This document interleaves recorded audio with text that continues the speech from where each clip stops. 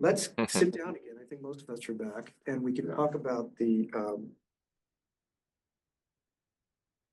It's very naive. They're very kind of like. Is it disingenuous if I were to ask you, where are you? Or when are you?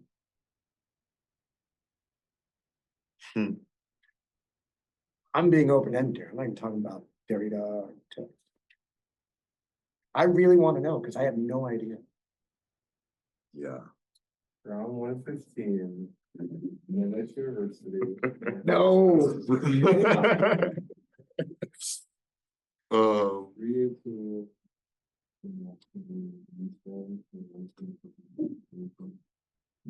See, we can make this personal. I mean, I could ask you, how do you feel? Yeah.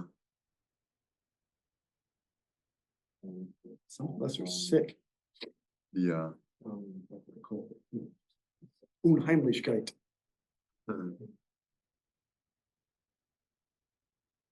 Yeah.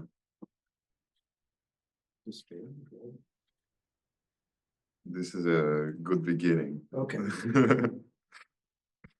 Then we'll bring it back to the text eventually. Or I can't believe we're in this form of capitalism. Yeah.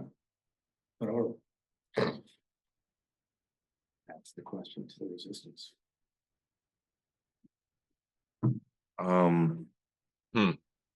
I mean, talking where are you is also talking about the state of your being. No, not ontic or physical or spatial, but I also mean when. Okay. And maybe the Geworfenheit, the thrownness into this world. I mean, he's talking about generation. Okay, we're back to some Heidegger there. Oh, there's nothing. Yeah. Oh. So, how do I put this? Can you believe you are where you are right now? Which means which means the historical present. One simple answer is like, no, can't believe it. It's terrible. Your situation, Anton. Your courage. People should know about Anton's story. He can tell himself. Yeah, no, some of them are. Some of us know, yeah. Yeah. Yeah, no, but of course you're not asking about the belief, about a sort of theological ground for this question. I'm moving to the text too. You can take what you want out of this, the Derrida text, the Exordium, Specters. I mean, you know, again, talking about where I am at, but I don't want to do that. I want to know you. Where? When I say where, when are you? I'm also meaning the incredulity, the limit, and also impossibility of being. That's the aporia, paradoxes. You cannot believe that you're there. It's terrible. This is I mean, technically I can. Isn't that what capitalism is all about? That, as Marx writes, you know, solid turns into gas. This is what capitalism enables us. The unimaginable happens thanks to capitalism. This way, it is totally believable. It's not even believable, it's to be believed, sort of. So, for me, from my perspective, it's the ultimate. Capitalism is the ultimate religion. I mean, it is, yes, for sure, definitely. I mean, talking about sin, talking about mythos, about the logosizing of mythos, although there is, of course, difference for Derrida too. In Cora, he writes the difference that mythos in itself, it's the believable lie. It is so lie that everybody believes that it is lie. Everybody knows it, which is again the transcendence. You know that. You know, Trump is a mythos. Yeah, and then logos. Here it's a totally different thing. You know, with logos you have to. He tells the truth. He says, "I'm only telling the truth. Everyone else is lying." Yeah. Again, here you have to prove things with logos. With mythos, you don't have to do it. It is a sort of it's logos. It's a pre-logos of sorts. It speaks for itself. This is the accusation against deconstruction. Isn't everything mythos? Democracy, Anton. you know, the nation state of England, the United States, Ukraine, Western Mediterranean, Christianity, Yeah.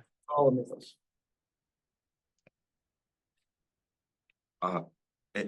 And I guess in order to escape this this notion of mythos today in this development of the modernity, that's like, you know, ultimately again very as he describes it, a pretty apocalyptic, you know, kind of notion of the of existence of around this myth. The notion of life, and the meaning of life kind of gets lost almost in a way. Again, and I wanna, for me, what's been interesting is how he connects his discourse, like how Derrida connects his discourse of the specters, specifically with the end, the end of history, and like the notion of then not just he cites Blanchot. And Blanchot does not just talk, Blanchot talks about the end, capital E, end on all accounts. The end, Yes, the sir. last man, there's this wonderful essay they call the disappearance of literature. Right. So like the limit, the end of experience. So all of those things are very, you know, I think relevant within the discussion of time, just because again, and I'll go on this tangent, and if you folks already heard it this probably this Monday, me, I guess Romy, Alan, we are in this class with Professor Dowd and Burton. We were rereading the Storyteller by Benjamin. Mhm. And so one of the very important, like, just to remind, or just like maybe to introduce what the essay was talking about, is this notion of the role of a storyteller is being it's coming to its you know, kind of historical limit. It's not relevant anymore. Novel becomes kind of replaces in the modern age, novel that is printed, that is handed over to you as an ended kind of object, replaces this kind of folklore notion of a storyteller who, from generation to generation, that kind of like transitions into a new form, into something new. Kind of the right to speech writing deconstruction that we find in Derrida. It's an earlier statement here is in Benjamin, Totally. the inauthentic version of writing. And that's why, I mean, specifically, and the funniest thing is that both Derrida and Walter Benjamin in this essay turn to Paul Valéry, Oh, yeah. who talk, like, and Benjamin talks about Valéry's understanding of death and understanding of specifically the end on the level of subject as something that defines this time, that this time of meaning that creates the infinite, the notion of that we are moving somewhere, that notion that, you know, there's sort of not material development, not the notion of progress, but something that allows the subject again to see its manifestation throughout periods of time. And it's very different, again, to another notion of time for Benjamin, let's say the time, the historic time, right? That is indeed, if we look at it, its materiality, it's full of like those terrible events of history that, you know, kind of overwhelms the angel, right? So where I was trying to go with that is to say like that the question to when where are we, or when is it, like, I guess that's what is being lost, that also the notion of time, the notion of time. Age of mechanical reproduction. Yes, yeah. With age of mechanical reproduction, I'm not sure I can like totally link it, because I just need to refresh, I guess, on one way or another my memory. But I guess that on an ontological level, there's this like parallel motion on the subject level and on the object level, that Benjamin tries to kind of show the reversal that happened with modernity. And so now what is happening is just like the reversal happened, but there was a potential of understanding this reversal in a positive sense.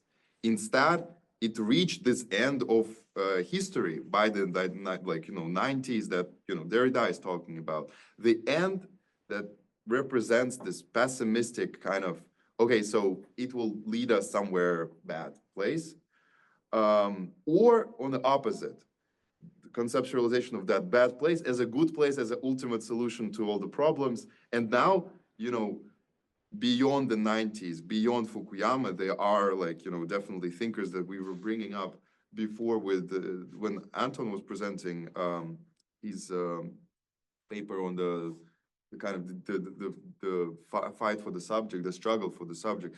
Thinkers like Nick Land and contemporary accelerationist thought, kind of right-wing Deleuzian kind of interpretation of multiplicity and acceleration in general. The end is somewhere far away that we need to reach, and we didn't reach it yet. So it's like all kind of comes around the end. I wanna end at some point because I have I don't want to go too deep on tangents of this kind of swirling thought, but I was I just wanted to problematize the changes in the meaning of time, specifically through those maybe movements that Benjamin was making, that I guess on many accounts are attributed to Benjamin initially, but reflected in Derrida's thoughts on many accounts. So time and historical time, as he opens up, he's not talking about datable time, succession of historical presence, specter of the redemption, the dead live on, which would then therefore be the possibility of a renewed type of thinking about Marx. The aporia today, he's not around. He died 20 years ago, and this text is 30 years. When I said the aporia is that you can't talk about Marx, I mean, the literal interpretation is seriously, you can't talk about it now because the state's been weaponized by the tech oligarch capitalists to create another version of the commodity fetish, which is another phantasm of the apparition. See, if he's talking about apparition of Marx, they're already at work with this apparition of, government was the problem, the formation of the social contract. Let's get rid of it. So we can, for the populist mentalities, that you can then be free to bear the fruits of your own labor. It's like the complete opposite of capital, Marxist capital. So, but as Derrida talks about the apocalyptic tone of philosophy, the more you keep saying you can't talk about it, you end up talking about it. But now we want to talk about it in another way. Maybe Benjamin is a way for you all. And it's not just creation for the sake of creation, being new or novel, if you want to be a genuine original thinker or something like that. But I mean, are we at serious risk of extinction? But you can't say that when you're 22, you're not old. That sucks to say it that young. I didn't think that when I was 22. I thought other things. I didn't think we were going to make any racial progress. I didn't think Clinton was the answer, but yeah, those other. Didn't certainly want Bush Senior, but those are what I was in. But I'm talking about this. We're at the risk of extinction? What do you mean by that? I think that's exactly what he talked in the last section here with I wanted to just read it and see if it you sense the connection.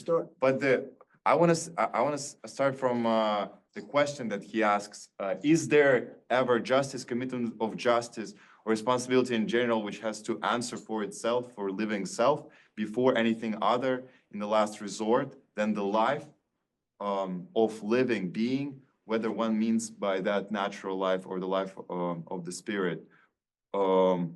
Indeed, the objection seems irrefutable. but the irrefutable itself supposes that this justice carries life beyond present life, or its actual being there in its empirical ontological actuality, not towards death, We try to hide it. but toward the living on. And survie, I don't, it's a, we can talk about what he might mean by living. I don't, namely a trace of which life and death would themselves be but traces and traces of traces, a survival whose possibility in advance comes to disjoin or just disadjust the identity to itself of the living present, as well as of any effectivity. So the last section, I'm still not sure how to unpack, like with the regards to the spirits, but I can also read it. There's then some spirits, and then, I mean, we've talked about, you've talked about it right now. No more one, get rid of the monotheistic Greco-Roman, Western, Roman-centric, Eurocentric structure.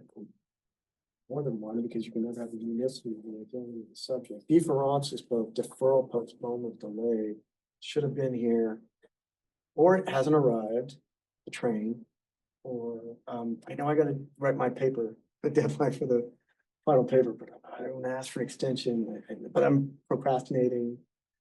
Delay, stretchedness is struggling, but also the stretchedness of the event of that whole redemption. But then differentiation is what we might think is cutting, decision, scission, the grammatic inscription, the cutting, dividing.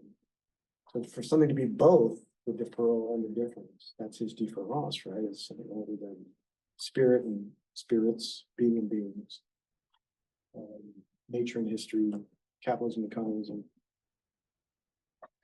Not just being towards death, but not just the present life. That's what's becoming extinct. But also those past generations, you mentioned that, the redemption of all those that have suffered. Maybe your past self. What do you owe to your past self? You had to endure all the stuff that you didn't put on you, but certainly your parents and society and all that. You do have to go, but don't just think, hey, I get to hang out here. You want to do something about the redemption of that, the suffering of that other self, all the selves.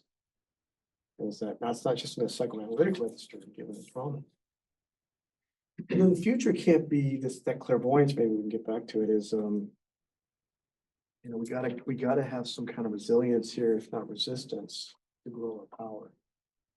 You have no choice, you're not done growing, so that I have to tell you that. Hey, bad news for you. You think you're done, you're not. I'm done. But you're not done. You have to keep growing. Physically, you're done with that, but just as a being.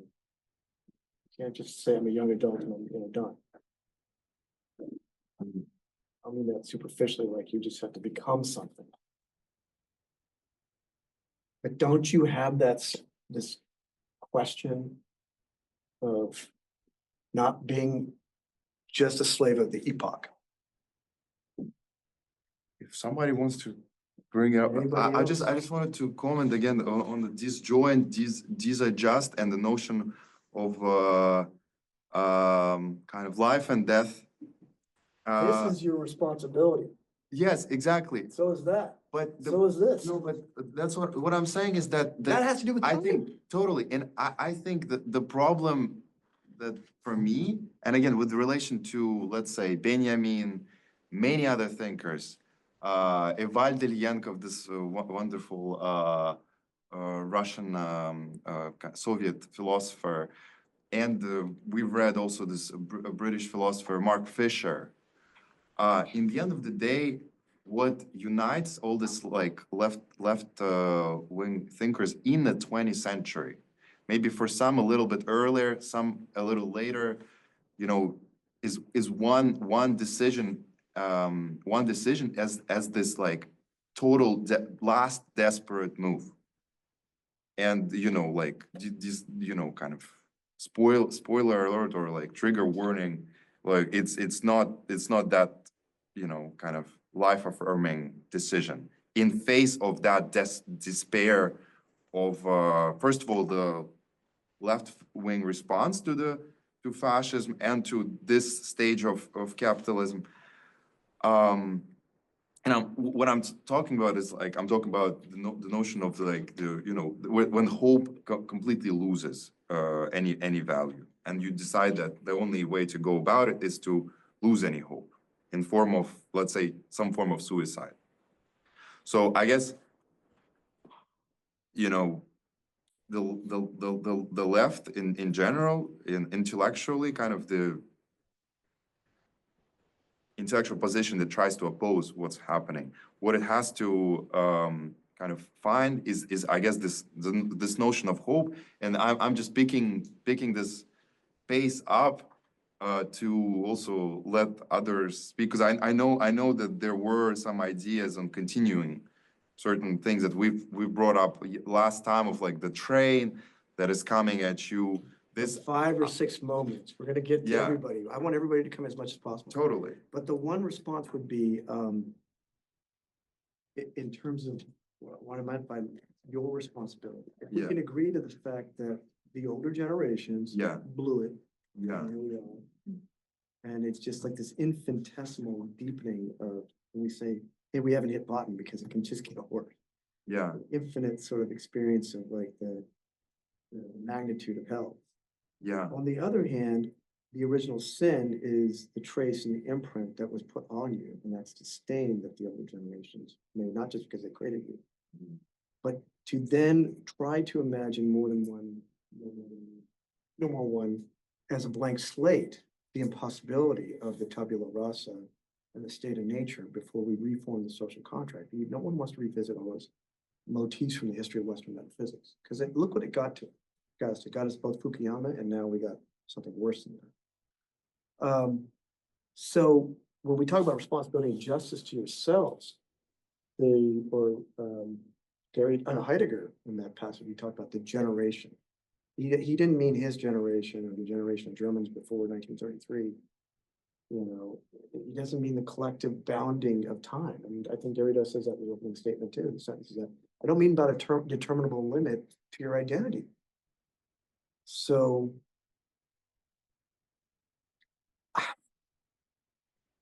if you articulate yourself, you're going to get captured. And I mean that in the most literal sense possible. So you've got to do something else. And what is that other thing? Jim.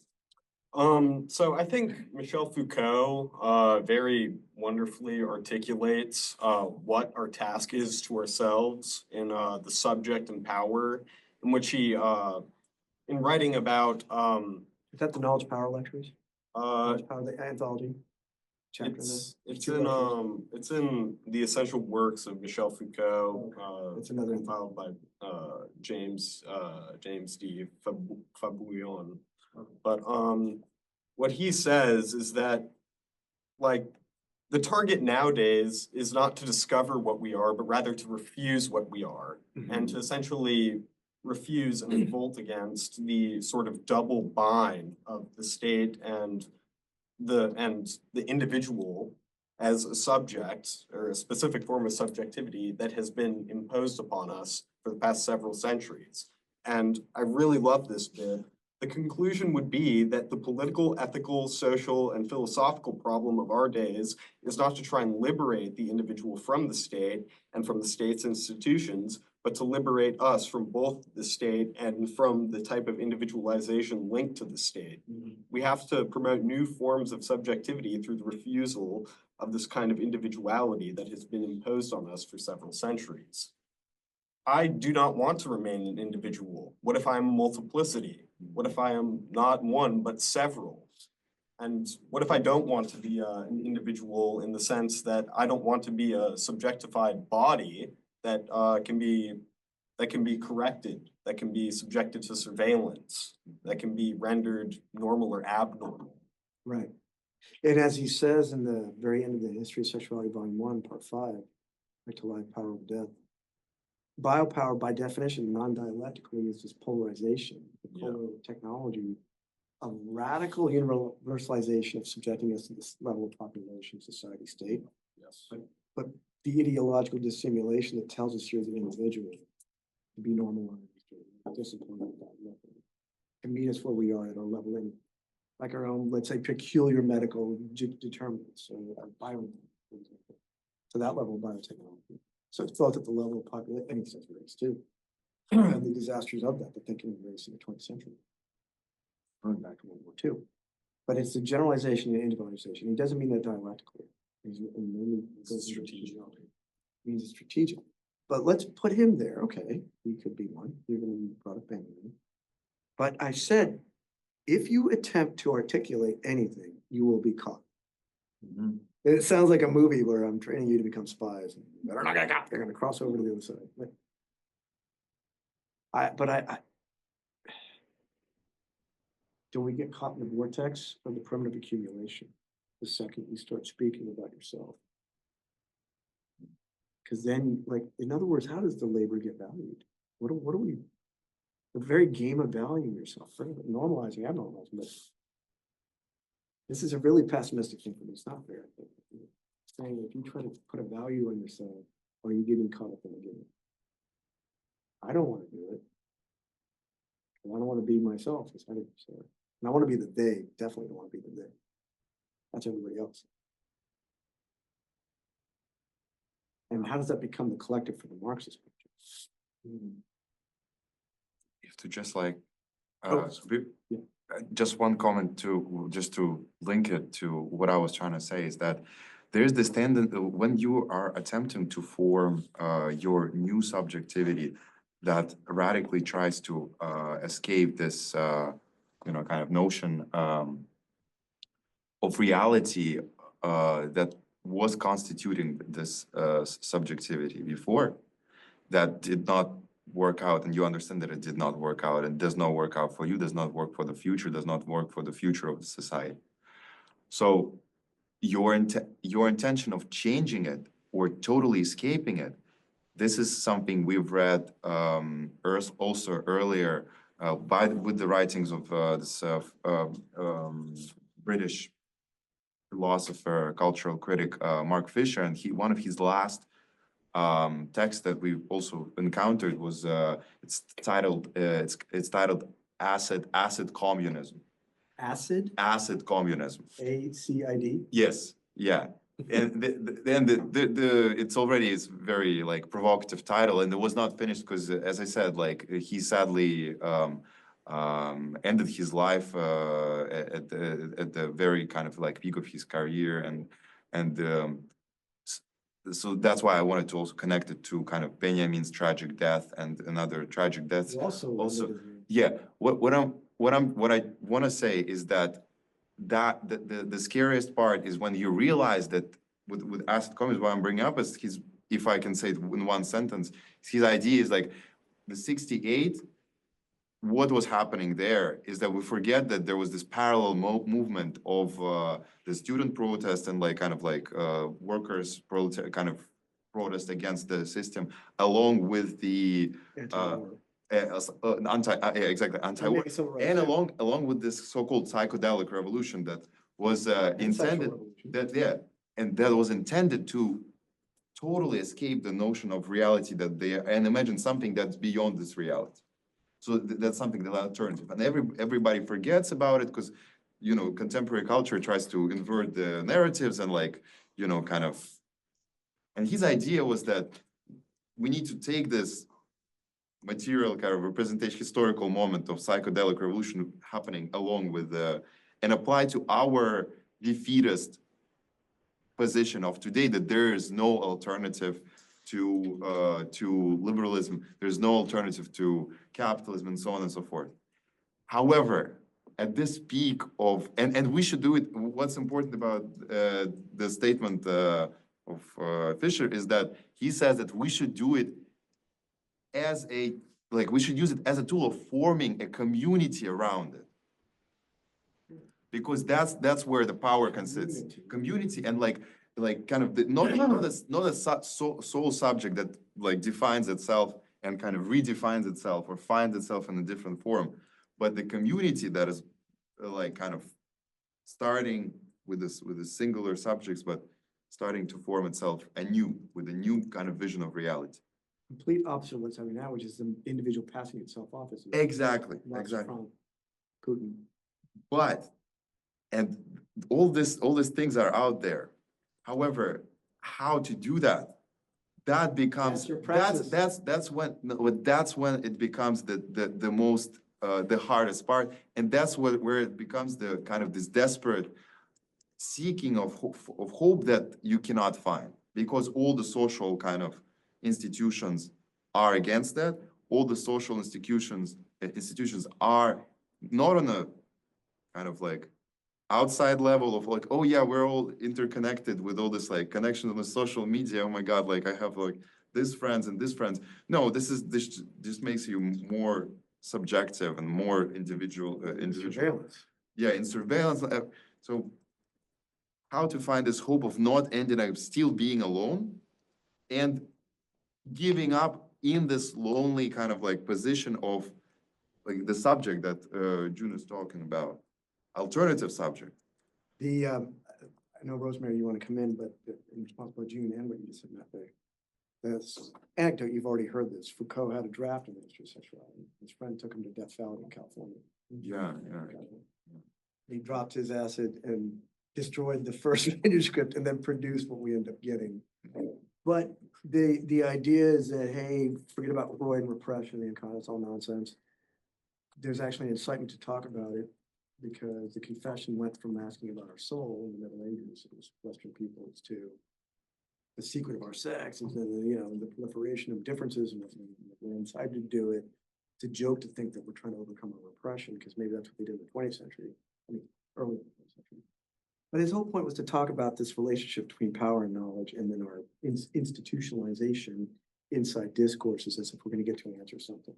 Before it was about madness, and now it can be about sexuality, for example. So what's, you know, if there's any kind of defense, I haven't. We're being recorded. You know, the prison abolition movement, what a lot of folks are thinking about in terms of what comes after this racialized, you know, infamous racialized structure we live in.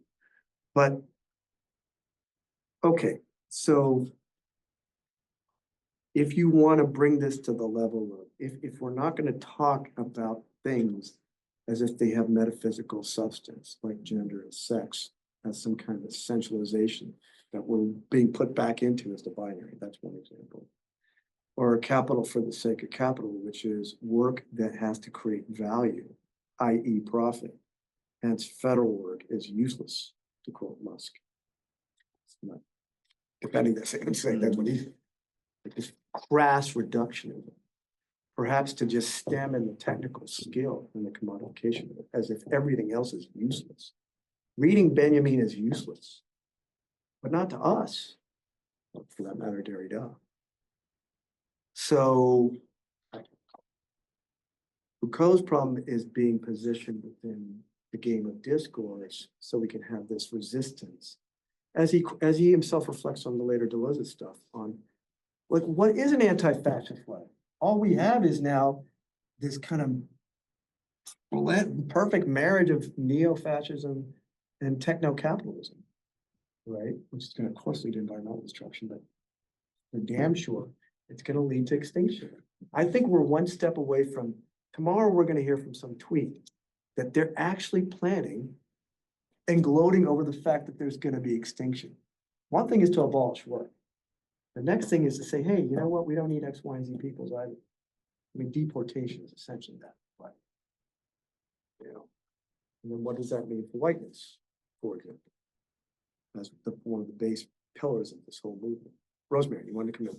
Well, two thoughts. One was, vis-a-vis the earlier discussion about like new forms of subjectivity, or just like the question of subjectivity in general, and like specifically group or like collective subjectivity, and this question of like, as you mentioned, like how like Heidegger's like the they, and how like, you know, that's like, we don't want to be that, but then also like we don't want to be necessarily lone individuals either. And actually I think Jean-Paul Sartre has a pretty interesting take on this and his like later more Marxist work, like Critique Dialectical. That's right. Which I haven't read entirely, but Pretty wild. there's a passage, there's like a whole bit where he talks about, like, he distinguishes between what he calls like the series and what he calls the group.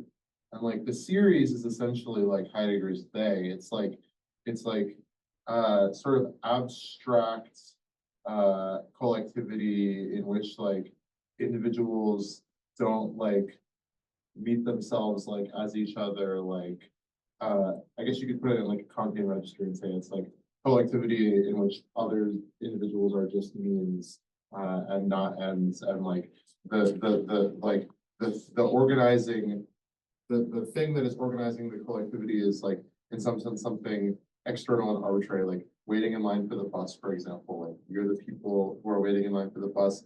You have no like common cause, or like it's just a collection of individuals, and that's like very much, that to me is like the Heideggerian they. It's like it's collectivity that's only in itself, whereas like what Sartre calls groups are collectivities that are for itself. They're collectivities that share some kind of like common cause or object in which suddenly like individuals relate to each other as comrades and as like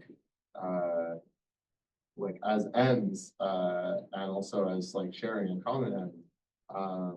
And yeah, I feel like that's like maybe like Sartre has like good like Sartre's whole like group subjectivity model to me like speaks really well as like a model for Against the Yeah. Heideggerian they. yeah, exactly, and just as like a model for kind of new kind of collective subjectivity, or like a way of thinking about that kind of subjectivity. And then also this is like unrelated, but it relates to something much earlier, which is something you said about like stretchedness in Derrida, and it's funny you mentioned it because I read a kind of insight that I came to when I was reading this text, the Specters of Marx, is like that because you know the kind of like when I started reading it and I was like attuning myself to like the prose and purely kind of the style, like what he was saying, but more so how he was saying it. Like, you know, there's like the very common sort of like layman's like vulgar, like, oh, like, you know, Derrida, and also like they say this about other thinkers, but like especially Derrida is like, oh, like he like is saying like, you know, such like simple things, but he takes like a million paragraphs to say them because he just like, you know, he's being obscurantist and like, you know, he wants you to think he's smarter than he is or whatever, like he's just overcomplicating everything. When I think actually like what he's really doing is like Simplify. is like he's taking, maybe he'll take something that's simple, or like he'll take like a long time to say something that might seem kind of simple, but the very point is the fact that like he takes something, and maybe this is like a way of thinking about what like deconstruction or difference is, although I'm not sure, obviously you would know this better than me, but like the idea of like taking something and like stretching it out such that you can kind of like examine its like moments and like its interior, and like, you know, like the moments that constitute it, and like, you know, like just by taking something simple and taking so long to talk about it, in a way like enacts this kind of like zooming in, this like attempt to like really look at and examine something like up close rather than like taking it as given.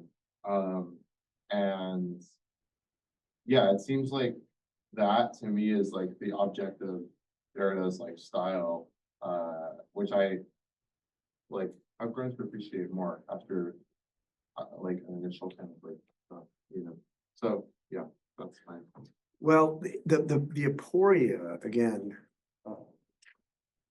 the impasse, not just the formal structure of a paradox, the tension of not being able to escape once you get into this impasse, because two things are locked and they seem to be opposed, and you can't keep both together because they can't be simultaneous, and therefore you're kind of in that space of impossibility where The things that are not supposed to be simultaneous are both there, and you're like, they can't be, they can't both be. So,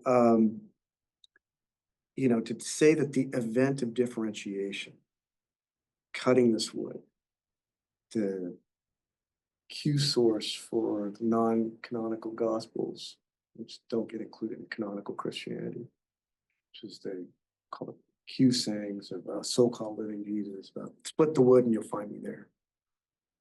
The act of splitting, is it the posterior of what you find after you cut? Was it hidden inside the difference before it occurred? Is there a primordial cause to the differentiation? I'm just using it as an example.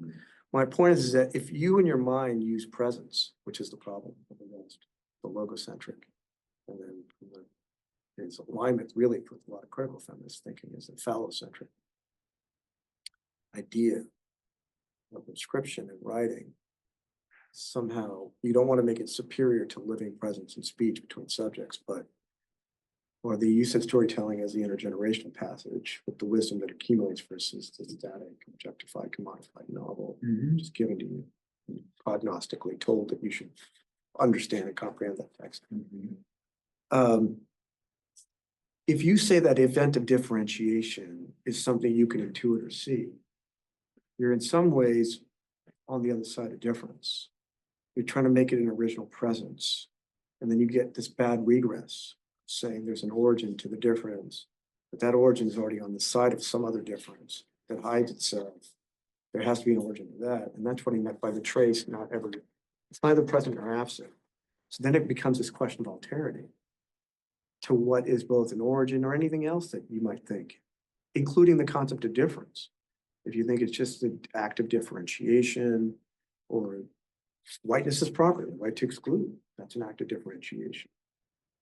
What were we talking about in another course recently? Physicians assisted dying as self-homicide, hence suicide is a type of homicide, therefore a sin, because all homicide is bad, obviously. But certainly assisting in that, because the person can't do it themselves, as the assistant to that, the doctor or whoever, as therefore complicit in this act of homicide. Hence all the arguments against it. But that all that means is just having another revolution in our thinking about death. That, hey, it's the right to life, liberty, and property, right? Great constitutional right we have. Death is a moment of life. I got a right to that moment too. Screw you, don't tell me how I'm gonna die, when I'm gonna die. But of course, the state, your biopower, June, not yours, goes, is that, you know, from the Roman patriarchs to now, it's encrusted in Western law that you, the individual, should never be able to, you can't control your birth, and we're gonna put you in this binary, you're definitely not gonna control your death. You can try to kill yourself, but we're talking about the state has the death penalty, the state has the final definition of what that is. But yeah, so the problem with Derridian deconstruction is that any intuition of what something is caught in this aporia or paradox, which he's obsessed with, as to whether it is prior to differentiation, which you can't name, your foreground, maybe Anton, and the Schelling, or it's the passing behind the back of consciousness, as Hegel says, consciousness, conscious of self. You want to get beyond that dialectic of master and slave, master demanding recognition and therefore weak, slave giving up their body and their life to the point of having no control, what Marx talks about, but somehow increasing in consciousness because of that detachment to get beyond the material realm and face some kind of transcendental absolute of being finite, that last expiration, the absolute Lord that is death, to quote Hegel. So beyond all binaries has to be another logic that is not of one or two, obviously. No more one. The one was a problem. Is that God? That man? Is that the West? Well, then what does that mean for the rest of us? Which comes back not to the problem of identity, but when you articulate what you are vis-a-vis the system of capitalism. Another definition of capital has to be another definition of being human. Because whether it's Marx or any other critic of capitalism, that's my question, so maybe I'm wrong. Did capitalism have to fabricate the concept of the human being? Some would say yes. You want to liberate yourself from the concept of the human being. I'm not asking you to join a religion, but like call yourself something else. But the later Derrida was talking about the animal-human distinction, the animal therefore I am. Text where this cat sees him coming out of the shower. And if, cats, kind of like dogs, it's not as smart as a cat, because cat's supposed to be really smart. And cat's just staring, and you have no idea what the cat's thinking. Cat's humiliating you. You feel naked. This is before the fall. Damn, the cat's smarter than me. But I'm the owner. You're the dumb cat. You can't be Derrida and go grammatology. The cat's like neither smiling, not laughing, but has this intense stare, like what cats do. So then you're frozen in somebody else's consciousness about your own guilt, about being naked, which you wouldn't feel if no one was around. But then why did that even appear? And his argument is that, and later on in the Beast and Sovereign lectures, it's just like, it's not that they're covered with fur or whatever, like the animal. And we use clothing because of this question of public shame and guilt. He's not asking us to be nudists either. He wants to know what that schism is in the illusion of his own self-consciousness vis-a-vis the cat. And then the possibility of the cat having another type of consciousness that can go beyond guilt. Beyond good and evil. It's Nietzsche and other people that believe in that text. Point is that that's another way into the master-slave problem. Thank you, Nick. Do you feel, now this is more of a literal question, that after you graduate, and it's your degrees, you're doing your PhD? Many years to go. Many years to go. But for the aren't you gonna be asked to sell your labor and to put value on it? Yeah. Well, in order to. Unless we do something else. In order to reproduce my means of life, right, like, I need to, shelter and eat. You were talking about the librarian, Right. the tie. Well, I He need to didn't do want- something, so. It's like over. Unless we all do Water and something else. sunlight, I'm although kind they're of gonna okay with privatize that. water too, that's the next thing. We're My gonna privatize clean career air. plans for after I graduate is that I hope that before I graduate, we have like communist revolution. By June, like I won't have to worry about a job. But how That's come, like plan A, you know? dare I remind you, because I'm assuming most of you, all of you were born after 2000. This text is 1993 and the Cold War was almost 40 years, the ending of the Cold War was almost 40 years ago in 2029. We're not supposed to be talking about something that we're being forced to talk about. That's the aporia. So what? And I don't want to discredit what you just said, Rosemary, because you meant it and I mean it too. Right. But if we talk about it, they're gonna round us up. Right. Well, So how did what- the totalitarianism of communism in the 20th century become American democracy? Well, that's what proves like that like, that's what proves that the Spectre is still in some sense alive, because it's like, it's like, okay, yeah, like, these 20th century revolutions like failed to achieve their goal. And like, the legacy of the workers' movement is like seemingly has like fallen from underneath us. And yet like they still like they're still fighting tooth and nail to like make sure that it doesn't come back, which is precisely what proves that it can, because if it couldn't come back, they wouldn't be so damn worried about it. And You can't touch their wealth. and the other reason why it has to come back is because, its historical like mission was not fulfilled. Like it's like the same thing about like closure without end or whatever. It's like, we're like at the point where like the record is skipping. We're like, okay, it was supposed to like, like we were supposed to have this revolution in the 20th century and then like we were supposed to be sorted. but it failed, and that's like not what was supposed to happen. So now like the record is just skipping and everything is getting like progressively worse. But like, you know, someone has to like take the record and like flip it. But So to the speak. wealthy, whether it's Musk or Trump, would rather sell off their own kids than their own wealth. How are we gonna convince everybody in this neoliberal capitalist system that it's not that capitalism is an illusion, it's its historical birth was contingent? Right. Look, I'm not advocating atheism against religion, but if you don't like religion, you should have the right to leave it and or abandon it or do something else.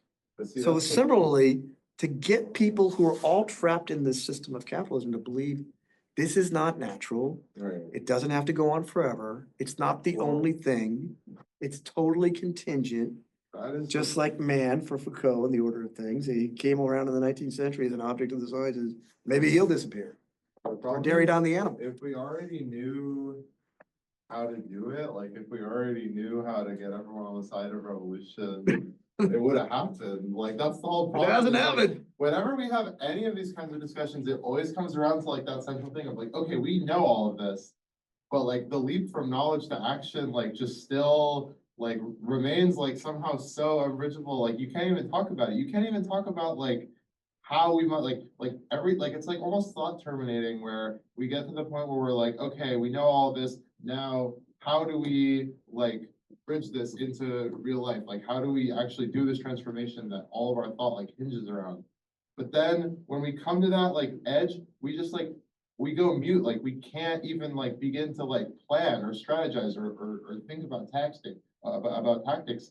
Like, which to me is like so frustrating because it's like really that's all we should be talking about. Like we know, you know, we've gotten up to here, but but like, and then the most important part is talking about like how we actually burn this shit down. Sorry, I can't say that, but you know, but it's like I want to talk about the how. Like I want like, but I just like there is this real like muteness like comes over people. I feel like I can't, including myself. Like when I try to even exercise my mind, like I don't know where to start. I don't have like a first stepping stone. Sorry, We're that gonna was, go like, a to passion June and rant. Matvey, but I wanna bring in the intersectionality. So with this. Anton. And Anton, we'll go, all three will be the next phase of our conversation. The intersectionality problem for me is when Derek Bell says racism is permanent, he's writing this in 2008 on the eve of Obama being elected as a redux of what he'd already said earlier. But the forerunner of critical race theory, the great Derek Bell of the early 70s. You know, you had slavery, you had segregation, you have desegregation, you get the civil rights, and then you get the deterioration of that from the 70s onwards, thanks to from Nixon all the way up to the heritage. This, not a reinstantiation of which we see now, white nationalism, but just a deterioration of the prospect of civil rights realizing its goals in terms of Black progress, which he didn't see. So when he says racism is permanent, you can get rid of all these other things, and yet this thing is still there. The anti-trans hysteria, everything is about that. Tells me something more than just this age or Trump or whoever, but about the essential instability, maybe going back to Butler, of the binary itself, the heterosexual melancholy, the inability to like yourself because you can't handle the disjointing of gender and sexuality. You can move gender around. I mean, you can move, it's either you can move gender around but not sexuality, or you can move sexuality around, but you can't move gender. Something about trans can upset both the heteronormative and the homonormative, because it's irreducibly complex in the decision against any pre-formal relationship between gender and sexuality. I'm trying to bring in examples of what's at stake in our inability to let go. In this case, it's the inability to let go of wealth as something truly cosmic, and it's going to become extraterrestrial. The first billionaires are going to have to become the first trillionaires, which is maybe, I don't know, right around the corner. But getting back to your point, Rosemary, you say you don't know what to do, but you know what you want. Yeah. How do others feel? I got June, Matvey, and then Anton. And anyone else who wants to come in, just please, we don't have to make it about just a few people. Yeah, what I was gonna say is also kind of pessimistic. in which it feels.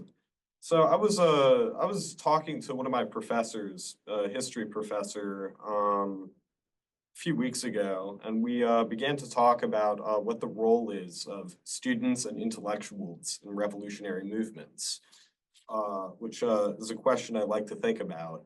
And he gave me this great example of just like the inability of the student movement to produce actual meaningful change over the past several decades by telling me about the first protest he witnessed when he started teaching at Brandeis 30 years ago. So the students walked down into whatever area they were protesting, and he was able to see them from his office building. And they stood around for an hour or so, gave speeches, distributed flyers, and then they left. And he called this basically permitted disobedience, permitted forms of insubordination and recalcitrance. And honestly, I'm sick of it, and I'm sick of relying on it as though it is going to free us from anything, as though it's going to free the most marginalized people in the world from their oppression. And really, what I think that the revolutionary task is, and essentially how we get to communism, is first engaging in the anti-imperialist struggle. Because imperialism is one of the most, basically the way in which capitalism is able to sustain itself, and in which the first world is able to sustain itself as well. And concretely what this looks like, or first I will, actually I want to elaborate upon what I believe involvement in the anti-imperialist movement is. I think the Communist Workers Group, which in writing their pamphlet on Arcueil Emanuel's theory of unequal exchange, and which is a great book that elucidates what the role is of world systems theory in the anti-imperialist and revolutionary struggle is, what its connection is.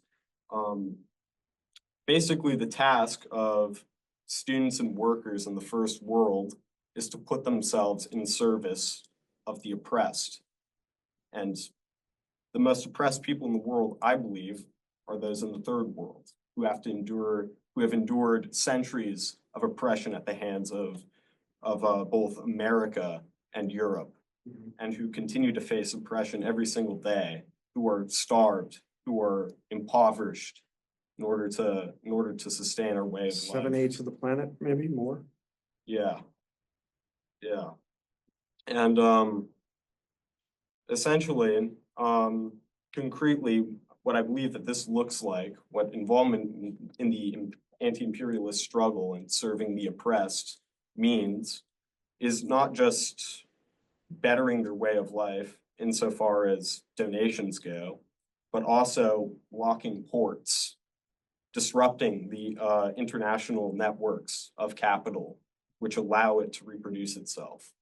As Marx says, commodities no longer have value if they aren't physically where they should be. And that disrupts the valorization of capital and disrupts imperialism. That would be the global south, the east, the formerly colonized, the indigenous, the pluriverse now that people talk about, indigenous resistance to neoliberal, the anti-mining efforts. Yes. But June, you speak with such courage and conviction. The ideological dissimulation of capitalism is that we know it kills, first of all, extreme poverty is a violation of human rights, leading to early death. But with everything privatized, including water and air, clean air, because the air is not good. For sure, we can then make, for the first time ever, a causal link between the mechanisms that capital reproduces and the actual homicidal act. What the Marxist is accused of like exaggerating becomes more visible. And yet capitalism plays a game of, as it kills, it also says, no eye for an eye. Thou shalt not kill. Yeah. So that injunction I mean, we're gonna get to Matvey and we don't want the specter of the 20th century because we don't want to fail if there's gonna be the controversy. And it can't look like Lenin / Stalin, Mao and Ho Chi Minh and Castro. It's gonna have to look like something else. There is gonna be the critical mass or the boiling point or the epochal threshold, which may be invisible because we don't know if we're crossing it and when and how in terms of the consciousness raising. But there will be a reckoning. I don't want to call it the messianic, but a complete seizure of all systems of property and wealth. My question to you, we'll go to Matt and Anton. If you don't want, if you had other things to open up, please do. Yeah. But future question would be, is this not going to necessitate eye for an eye? If capitalism kills, no more hypocrisy about, like the dude that went and the CEO, the guy's, I'm not gonna valorize him because then I'm like, all right, yeah, you know. The point is that where are we at in terms of the young and the oppressed everywhere, you said, which is the 7/8, who will therefore have to fight a war just to breathe air in terms of climate displacement. If that's what it's gonna come down to, just to have a glass of drink water and air, breathe air, 2 things you need just to live for 5 seconds. If that's what it's gonna come down to, how about the justification of violence? Matvey and Anton? And not the violence we're seeing in the world right now, by the way. So sorry, Anton, not your Russian Ukraine, not Israel Palestine. And what Trump's doing at the border. Yes, Matvey. Yeah, I totally agree, and I'm really happy that you already kind of like addressed half of my responses that in one way or another go against certain again, not material, material representations of what we should do. Well, no, not structural representations, but more of like material on the earth kind of representations of what June is talking about. Because in the end of the day, indeed, it ends up being eye for an eye. And I am kind of citing. I would like to cite the thought of another wonderful. Kind of mystical French thinker, Simone Weil, Oh, yeah. who seemed to be extremely militant in terms of her thought and in terms of her action. However, it's precisely again with regards to the third world, with regards to the oppressed, and we've discussed it just literally yesterday in class with Professor Ugrau, that teaching a class on Simone Weil, that we cannot be treating, let's say, it cannot be treated like in a vertical way. The oppressed cannot be treated in a vertical way. If we are coming from the position of like a hierarchical position of recognizing that you are in this position of lacking power, and I am telling you that you have to, you know, kind of like raise up and like, you know, kind of destroy it.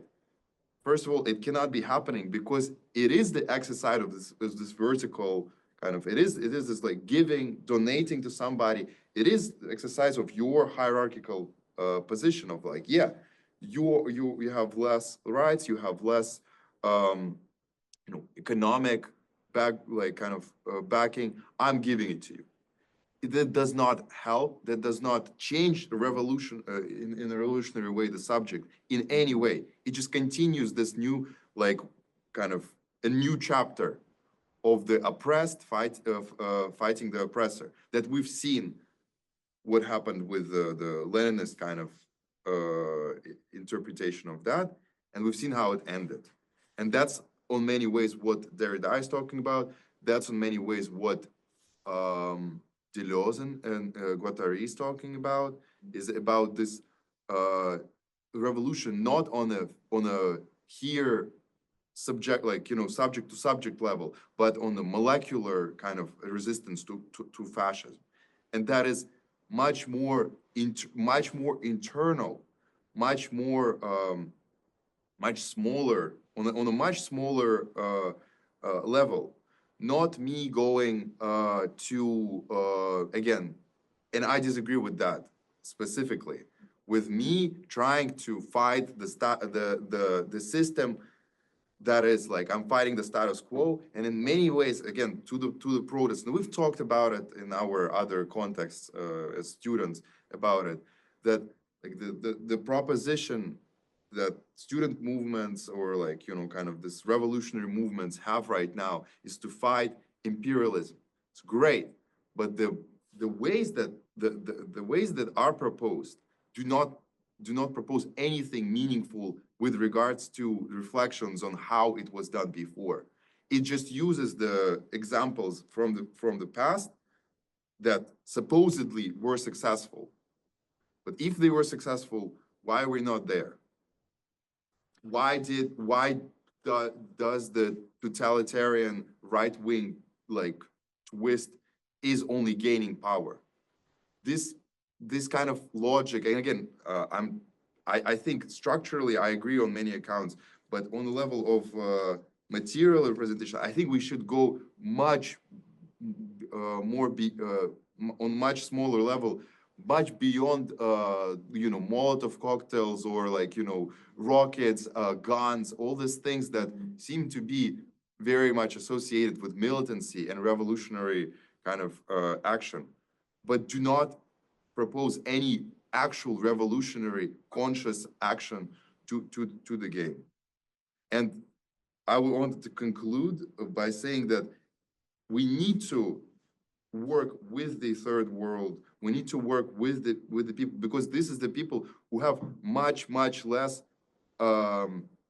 expectation from the status quo to them. Rosemary asks herself, what should I do? This question that Rosemary asks, and the question that I'm asking myself, graduating like Brandeis in like a year or something, and Rosemary graduating in a few months. Like this question has much more tension in that in itself than the same question that, like, let's say somebody in a much less dependent on the status quo and much less dependent position on capitalism. That is like, you know, a person in the third world who is suffering direct, you know, injustice right there. And so instead of giving this person like you know, like a Kalashnikov and saying like, go fight imperialism right now, what we have to give them is realization of their potential of in themselves to liberate themselves on that level, and then kind of create this alternative instead of reinforcing the status quo by this motion of violence against violence. And that is what, you know, kind of you know, Guattari is talking about, and Deleuze in Anti-Oedipus, like going deeper to the subject, going deeper into this understanding of the subject, Engage and in engage anti-fascist life. anti-fascist life on a very small level, on a very molecular Including the level. multiplicity as a possibility. Exactly. So, if capitalism, I think if you have the 20th century models of the violent communist revolutions that worked for a time and then didn't stabilize and then lost or disappeared, but then the specter, or you see people trying to rise up against their governments and their states today, whether it's in Iran or Myanmar, let's bracket Israel, Palestine, just internally, they're protesting now with the news after the ceasefire. Yeah. The people inside Israel itself is like protesting against Netanyahu. So let's separate Israel from Netanyahu's actions. Capitalism, and then the lessons we can learn from like something Pacific, liberation theology, peaceful nonviolence, Martin Luther King for Black theology, Latin American liberation theology, Gutierrez, for example, Latin America, is for trying to say against capitalism to the people that don't mean anything, the poor. You mean something. We're coming into the face of white supremacy for those of us that are BIPOC. You're not a nothing. You're not the abjection of whiteness. You're not the other, or the devaluation of whiteness, the impurification of whiteness. You have meaning. You know, Black lives do matter. So the attribution of meaning is not a semiotic just exercise, but I'm saying the specter split. He's talking about heterogeneity and multiplicity between whatever our historical memory, traumatized or not, can tell us about what's most inspirational. Maybe we go back to the speeches of Ho Chi Minh, for example, which were anti-imperialism, decolonization, and then the split of the Cold War, of course, after 1945, the social communist route versus the capitalist route. But the problem with capitalism is the lack of meaning for the poor.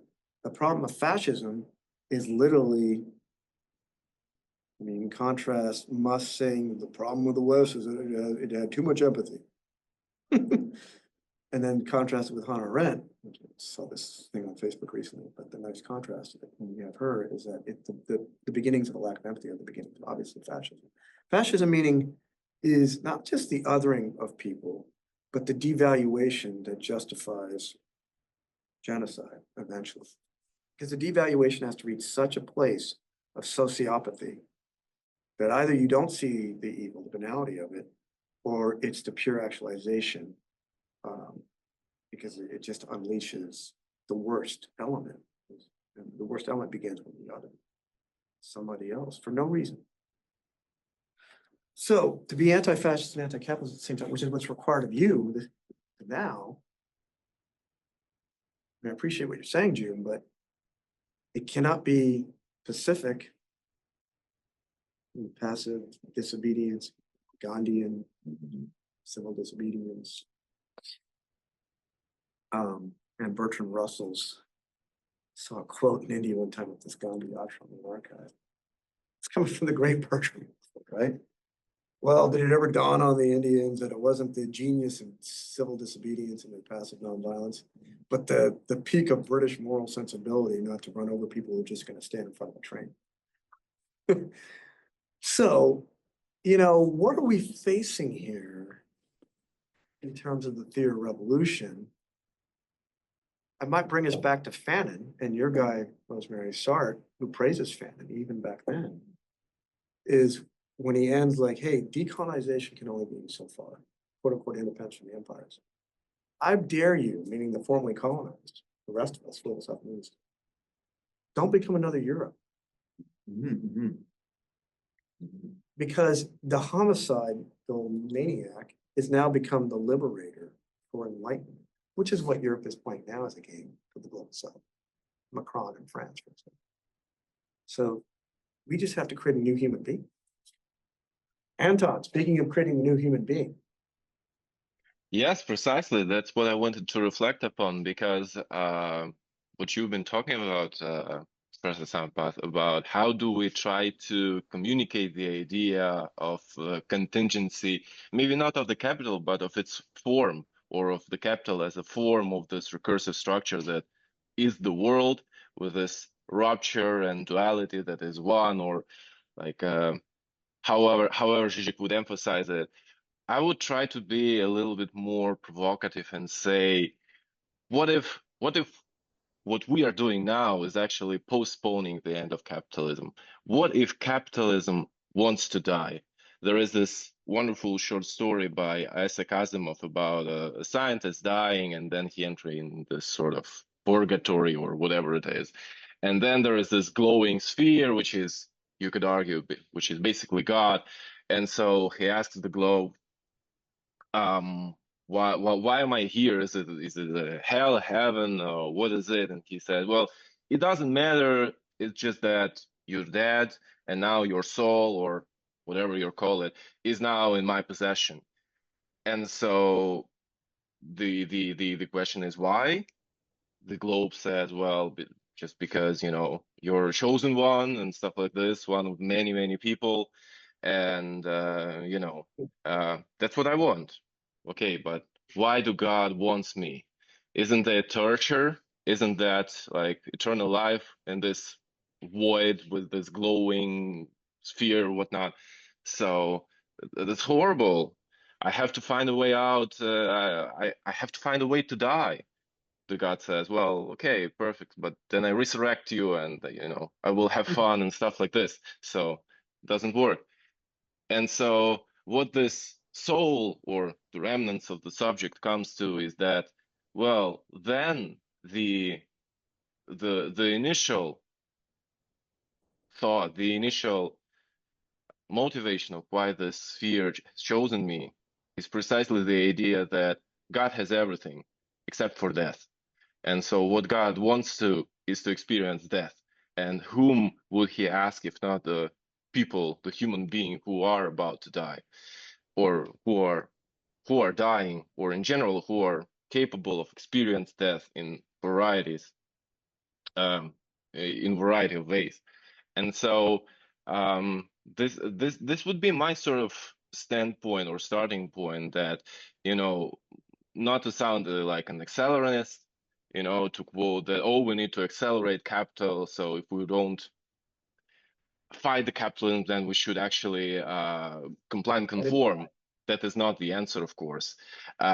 We need to find another way to disobey it without actually saying that, yeah, sure, capital, do whatever you want, like, you know, talking about the extinction of the human beings. Maybe it's the same question that Derrida asks about the, you know, maybe it's not the end of history, maybe it's the end of the modern understanding, modern term of history. And so maybe it is the extinction of human being as the current definition. So, and this is what capital wants us to be a subject, but the capitalist subject, you know, to what I said, comply and conform. If you're pro-capitalism, then, you know, you're perfectly fine. And, you know, this is how you make the end of the capitalism come true in a, I would say, more of course, of paradoxical term, because when I said, what if capitalism wants you to let him go? There is a wonderful essay by Zizek about a movie and a novel, Never Let Me Go by Kazuo Ishiguro. If somebody hasn't read it, I would totally recommend it. I wouldn't spoil anything, but this is where Zizek talking about the death drive, and the idea of death drive as the ultimate fantasy of why we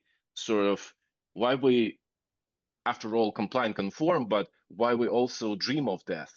It is precisely because when dreaming about death, we're dreaming beyond death. We're living eternally. We can imagine our own funerals, we can imagine our own death.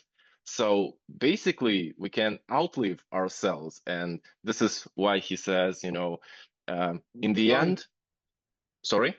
Living on survey here in the Derrida text. Yeah. So the question what Derrida is asking about, maybe it's not death, maybe it's life. I would view it more, again, dialectically from my standpoint, but again, this is what Zizek says, that, you know, the ultimate fantasy is that maybe, just maybe, I will be the only one who will never die, just because I can truly imagine myself beyond my own death. And it's, of course, it's the ultimate collective fantasy. And, you know, talking about subjects and still fighting for the subject, and having found it, another subject in Capital, this is going back to Specters of Marxism, of Marx himself. I would say it's a capitalist or capitalism death drive, after all, that, you know, he, like capitalism, it would love to die in a similar fashion to what communism has achieved.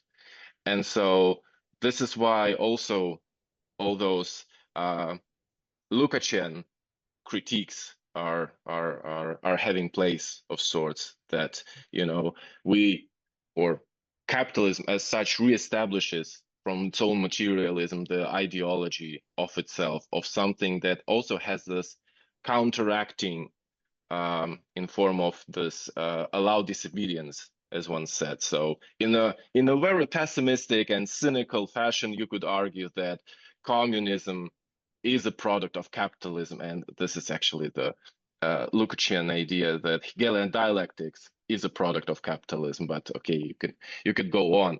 So my point would actually be, is that something similar to what Matvey actually has already elaborated on, is that you don't need to commit suicide, or you don't have to try to rebel with the greatest fear, since you don't know when you die and how you die. You should just live.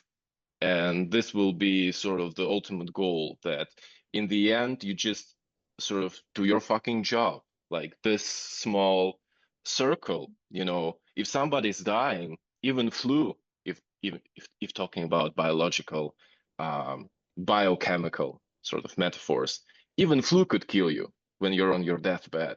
It doesn't, you know, you don't have to create the whole apocalypse. You don't need to drop the atomic bomb to kill this person. The flu is enough. And what we're doing is in itself a flu of sorts. We are the virus, which is silent, it's hidden. And this is maybe another lesson to learn from the right wing, actually, because for the last 70 or so years, they were incredibly patient. Like one could argue, especially in the 70s, and Fisher, about whom Matvey has talked extensively about, 70s, like the welfare state, new utopia, you know, the working class has finally, or has been finally given voice to talk their feelings and whatnot. Set out right back then. Yeah, And so- yeah. But Anton, Where it is now. I personally would deconstruct a lot of what you said about the living present and living on, and you know, just the death is itself not something that, because we fantasize of something beyond. Let's stick with the moment of that impossibility of knowing, embrace that contingent freedom and finite freedom affinity, which you saw in that Heidegger passage that you guys were both looking at. But I want to pause you there because, you know, the idiot, and I'm going to come back to there's great wisdom in what you just said. But to bring in a card-carrying communist in today, whether young or older, they may not be satisfied with the answer, not just because of the pessimism, but when you're saying, hey, don't we're in the way and we're the problem and let's let it die off on its own, they may be a little impatient. I'm not saying that they're right. But Derrida and some other essays in the early 90s would say things. Capitalism's joke is that it does proclaim itself as an end state that then goes on forever. Let me pause something as if it's the beginning of eternity. It's the endless progression, as he says, that constantly has to proclaim the end of communism.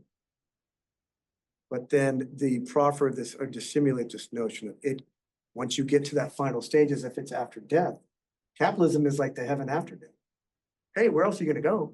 This is it. So just stay here and it's just going to go on forever. Nothing can kill it because it's just.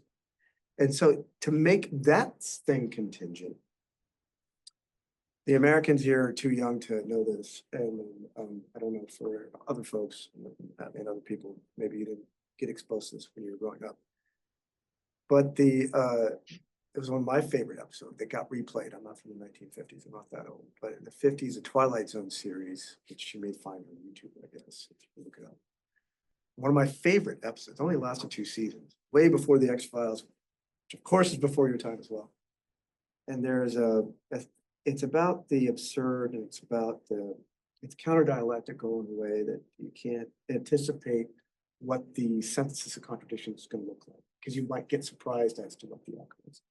So the authors and the thinkers for this just came up with a bunch of weird things in response to the America of that time, which was segregated America, post-war, military-industrial complex, the domestication of women in the home, peace and bliss after the nightmare of World War II, and America's great, except for women and for people of color, and queer people for sure, and disabled people. So there's a guy that moves into a neighborhood and by himself, and all the neighbors are looking at him like, because he doesn't really come out of his house. He's brand new, trying to figure out who he is. I might have told maybe this story before. And the neighbors are all like, who is he? Whatever. He just kind of like stays in his house, occasionally comes out, then he goes back. Finally, one of the neighbors has the courage after a few weeks to go up to the door and knock and say, hey, you're new to the neighborhood. Who are you? Not that they're afraid of him or anything. And he goes, well, so he goes, okay, well, come into my house. And he's got all these statues from like antiquity, way back when. Weird statues, ancient Greek statues of this and that. And they're like trying to get to know who this person is. And he goes, well, I don't really feel like I can get close to anyone anymore. I don't want to make friends and I don't want to be with people because people just die. I'm like, what's this guy talking about? You know? It turns out that he's some strange dude from antiquity that discovered eternal life, the fountain of youth, and now he can't die. And all he wants to do is die. But he's afraid of attachment because everything else around him is. is the lesson from that particular story, but they said it in such a poignant graphic way where you're shocked to believe that actually he is some strange dude that can live on.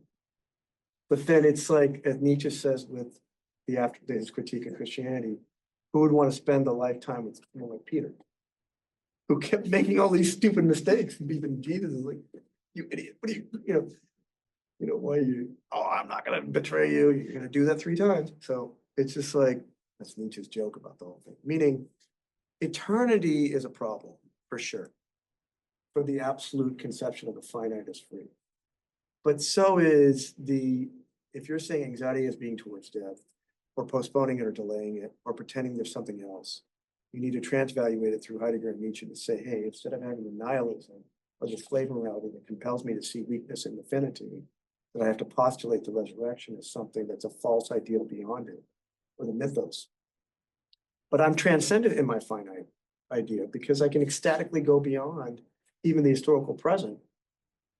And is it that moment of like vision or clairvoyance where I can just detach myself from the inauthenticity of the present and try to just be as you're saying. But I want to bring this back. Matvey wants to come in. We have to, at some point,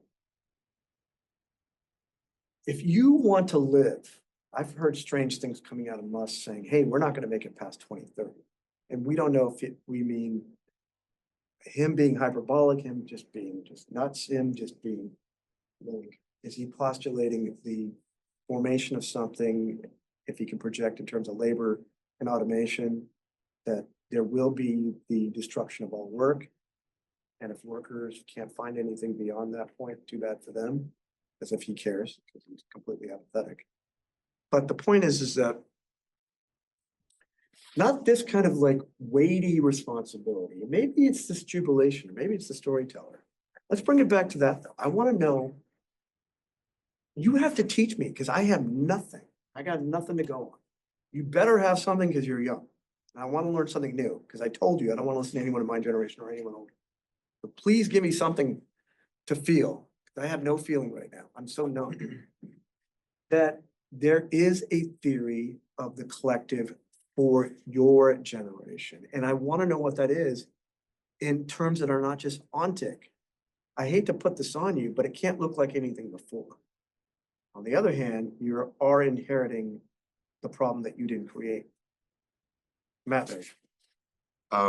Yeah, I wanted to emphasize even more, despite the fact that I tried to do it already, so much that death is indeed the central kind of apparatus that we have to be applying intellectually to what is happening right now.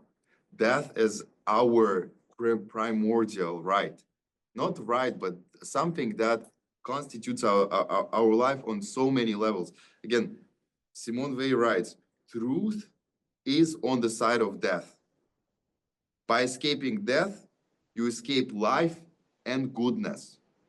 What many approaches to kind of resistance towards capitalism or to, like, fascism is this notion of survival, of like, I need to live more and I'm giving, like, somebody takes my life away, this time, this notion of kind of health. We live in this kind of society that is concentrated on health and goodness, and like, this also this kind of like fascist notions of ideal beauty, ideal health, long life, meaningful life. This idea of meaningful life through this Life capital worthy of being lived. Yes, exactly. Exactly. That in many ways. Perfection of race. Exactly. Racial purity. This idea that, like, do these things to make your life meaningful. Don't do these things to not make your life meaningful. Go and do your homework because you want to graduate from school. You want to get into good school, good college, and you want to get a good job. That's what meaning. You want to continue. That's what you want to do. And again, I don't want to concentrate on Wei's conception of non-existence and death, but it's precisely, I guess, in connection to this Heideggerian notion of anxiety towards death, is that being scared of death, that's what like prevents us from revolutionary action. And I'm not trying to say that we have to go out On the there front lines and and just front die. lines and die. No, that's not the You're talking about inverting Western values. I'm talking about the inverting Western values, and I disagree on that point with Anton, who says that we should like just wait for this system to die. We need to enforce this death within ourselves. We need to die as capitalist subjects, and not die physically, but exactly But kind of have Rosemary's this. asking how. That's, and the theory that I think you were Ah, asking I'm for, waiting. the theory that you are asking for is, again, I'm not the biggest advocate of that, just because I did not discover that much, that like the full depth of how, I guess, meaningful this text is. But again, I'm going to come back to Deleuze and Guattari in this moment of total reconceptualization of what subjectivity is. Total, and their form is the biggest, the strongest fighter against capitalism is what they call a schizophrenic subject that does not follow, the same path of, and I mean, I don't want to get into anti-Oedipus, and I don't want to get into this thing, but I guess on the level of on the level of a subject, certain total kind of denial of following this path, of path that the rational kind of status quo presents to you. That is like, okay, so what do I do? Escaping this vow is cutting the head of reason totally. And that's Bataille speaking within me, this notion of, escaping not just Learn from Kojève, and all those guys did at that time. totally. And this, again, this very, very violent, seemingly very violent language of like violence and destruction and, Maybe kind of anti-sovereignty. suicide, death, all of that has nothing to do with what this value, what these notions gained with the kind of meaning that capitalism brought to that. We have to reimagine what destruction means for us. We have to reimagine what death means for us. And we have to take all of these things back and apply it to our subject. Destroy this capitalist subject within us and create a new subject that, again, Especially if Anton, it's only 250 years old. In human exactly. And I want to, again, Anton to continue because or whoever wants to pick it up, because I think he has also another answer of like how do we do it precisely on total kind of cancellation of the notion of the subject that exists upon right now. Let me give you another counterfactual, and we can invite everybody in, Anton. Remember we talked about the 5-year-old going up to Mozart? Mhm. So let me give you another one. I just thought of it. The space alien shows up. We're all obsessed about veracity and proof that the UFOs, the government's covering them. Okay, so hypothetically, that some space alien shows up. Never seen, we didn't know anything about this. It's not in our scientific knowledge about that galaxy or that planet, whatever. We have no idea. Some other entity shows up. And the first question they ask, this is a question to you individually now, all of you. So to imagine them talking to you.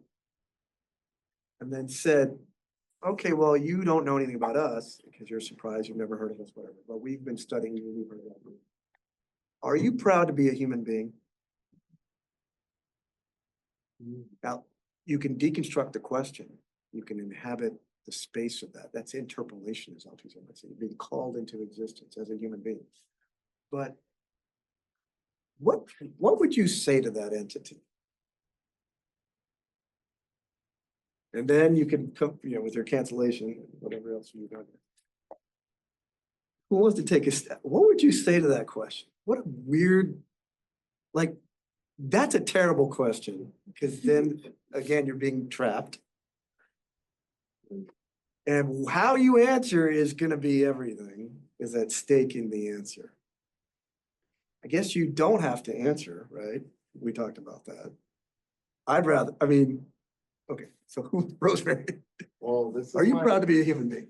Well, this is maybe my like sort of, not all parts of me agree with this, but the part of me that is kind of with the like, early Marx, kind of like Hegelian humanist, and then like later taken up by Sartre position, which is basically, I'm not proud to be a human being because, I have not yet become human, or like humanity hasn't yet become human, in the sense that like, if we think about like the potentiality of what being human means, as far as like, self-conscious, like rational organization, we like haven't actually achieved that. Like the only way that humanity could achieve humanness is basic to me, like by achieving global communism. And since that hasn't happened, like there's nothing to be proud of in being human, because we haven't even like staked out like the full potentialities of that, what would even be. Like Sartre, again, to bring him up, has like a quote where he basically says, he talks about like this example of like an alien or like an extraterrestrial like archaeologist coming. I don't think he says it in exactly these words, but he basically says, oh, if human beings, if we don't manage to achieve communism, defined as like rational, self-conscious, like metabolism with nature and like, you know, full distribution of resources, etc. If human beings like fail to achieve this and as a result go extinct, like our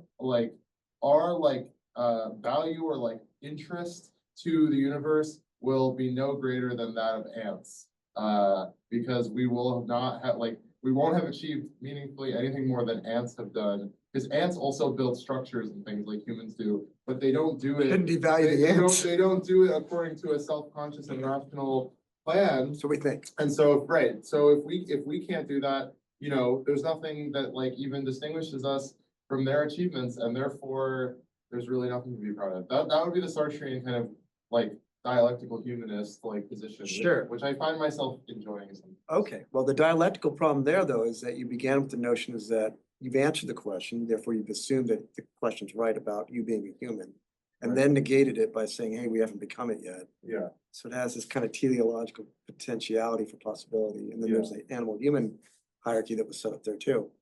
I guess one response would be, how do you know who I am? We haven't decided on the meaning of being human, which is the Heideggerian kind of language. Yes, Javi. Just like me personally, I think I have I like feeling guilty. Like when something's bad, I feel like really terrible. It's into a very interesting space. But like as Rosie said, like there's like a sense of futurity that's associated with like I haven't like done the best I could do yet, right? Like as like a collective, like if we're talking about, because you're not just talking about like me being a human, me like sitting in my room or like talking with my friends, like Rosemary has evoked like the collective of humanity, and in that sense, then I would like agree like that there's something that hasn't been accomplished yet, and that's sad. But like it's sad because am I part of being human? Like did I even decide to like be a human? And then like yes, because the only reason this is so painful is because we care so deeply about it. And like, can you help? Like, I don't know. It's weird. Like, I can't help but adore what it is to like be alive and be a human. And if I didn't, then I wouldn't care at all. And like, So the guilt is a propulsion to the possible that hasn't been achieved. yeah, and it's like there's something about like what we've done, humanity, I don't even know, that has like taken, like made it such that it's really easy for you to just not care, which I think you were saying yesterday. That there's a condition where like you could not help but care, but now it's like super easy to like not care. So that's painful. You know, it's interesting because the question does presuppose a type of Western Eurocentric perspective, and you're opening up another possibility, like the Upanishads are thinking about I am death. What if you could screw with the alien and say anything? How do you know I'm not dead? Who do you think I am? There's so many other ways to spin it around. But this question of Merleau-Ponty's 1950 humanism and terror.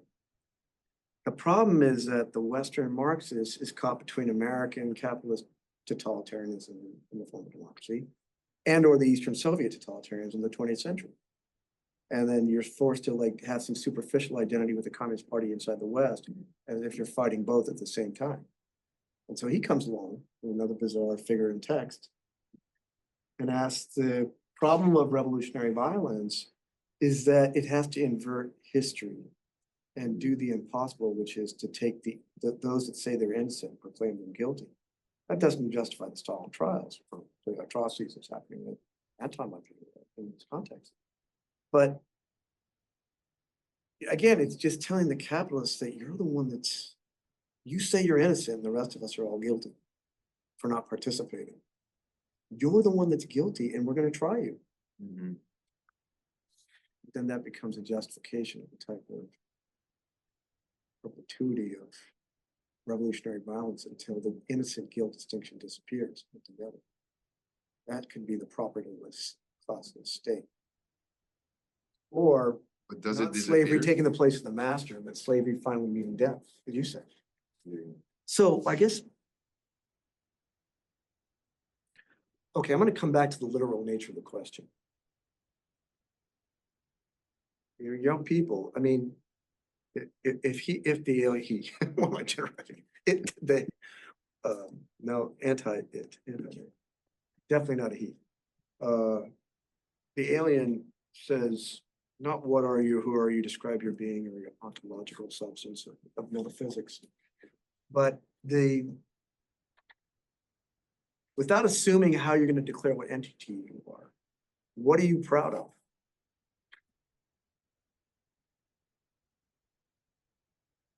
I mean, you got to be proud of something. You got to, Rosemary, you're proud of your hat because it's kitsch. Yeah. I like the tie too. Mhm. Wait, I was gonna say, Matvey, your knowledge of these obscure figures, I know you're not proud isn't like you're arrogant and say, hey, we come to, right? Aren't you, doesn't that make you happy? It, Not happy. I'll start, no, I guess like, in the Gay very, science in the is- very Deleuzian way, I would say that like my response to it would be, I would just like, I don't know, run away or like start dancing or something, or like, or start like making animal noises or something to your response or whatever. That's like, are you proud or not? Come Yeah, and on. like cuckoo, or something like that. Like I will not respond to the question. I have someone in the back. Can we go, Rosemary, can we get some new folks first? And we'll come in Yeah. here. And also Anton's been having his hand up Before for a Anton's long been waiting, time. but tell me your name in the back and then please come in.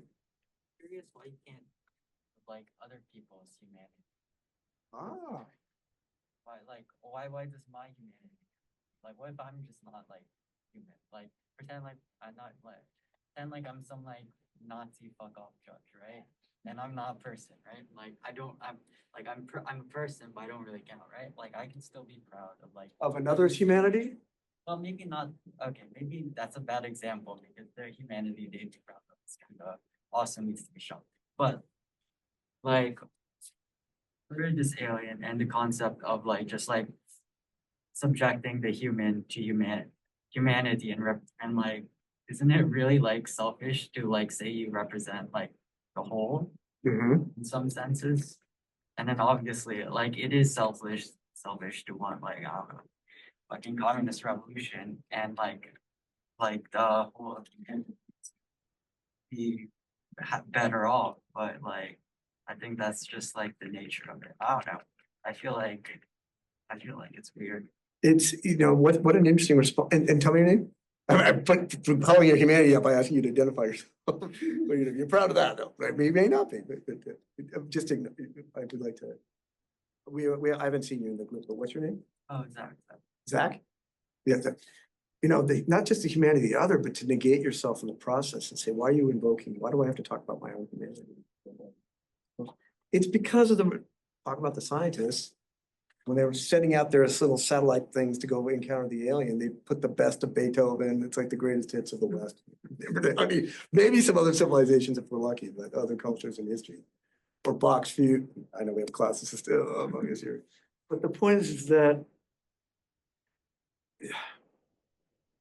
you have not the Nietzschean nihilism, which is, he says we couldn't even experience the pure will to nothingness with the trace of the will remaining, meaning not no longer will to truth or will to God or religion, etc., or anything else, any other artifact of whatever makes the West great.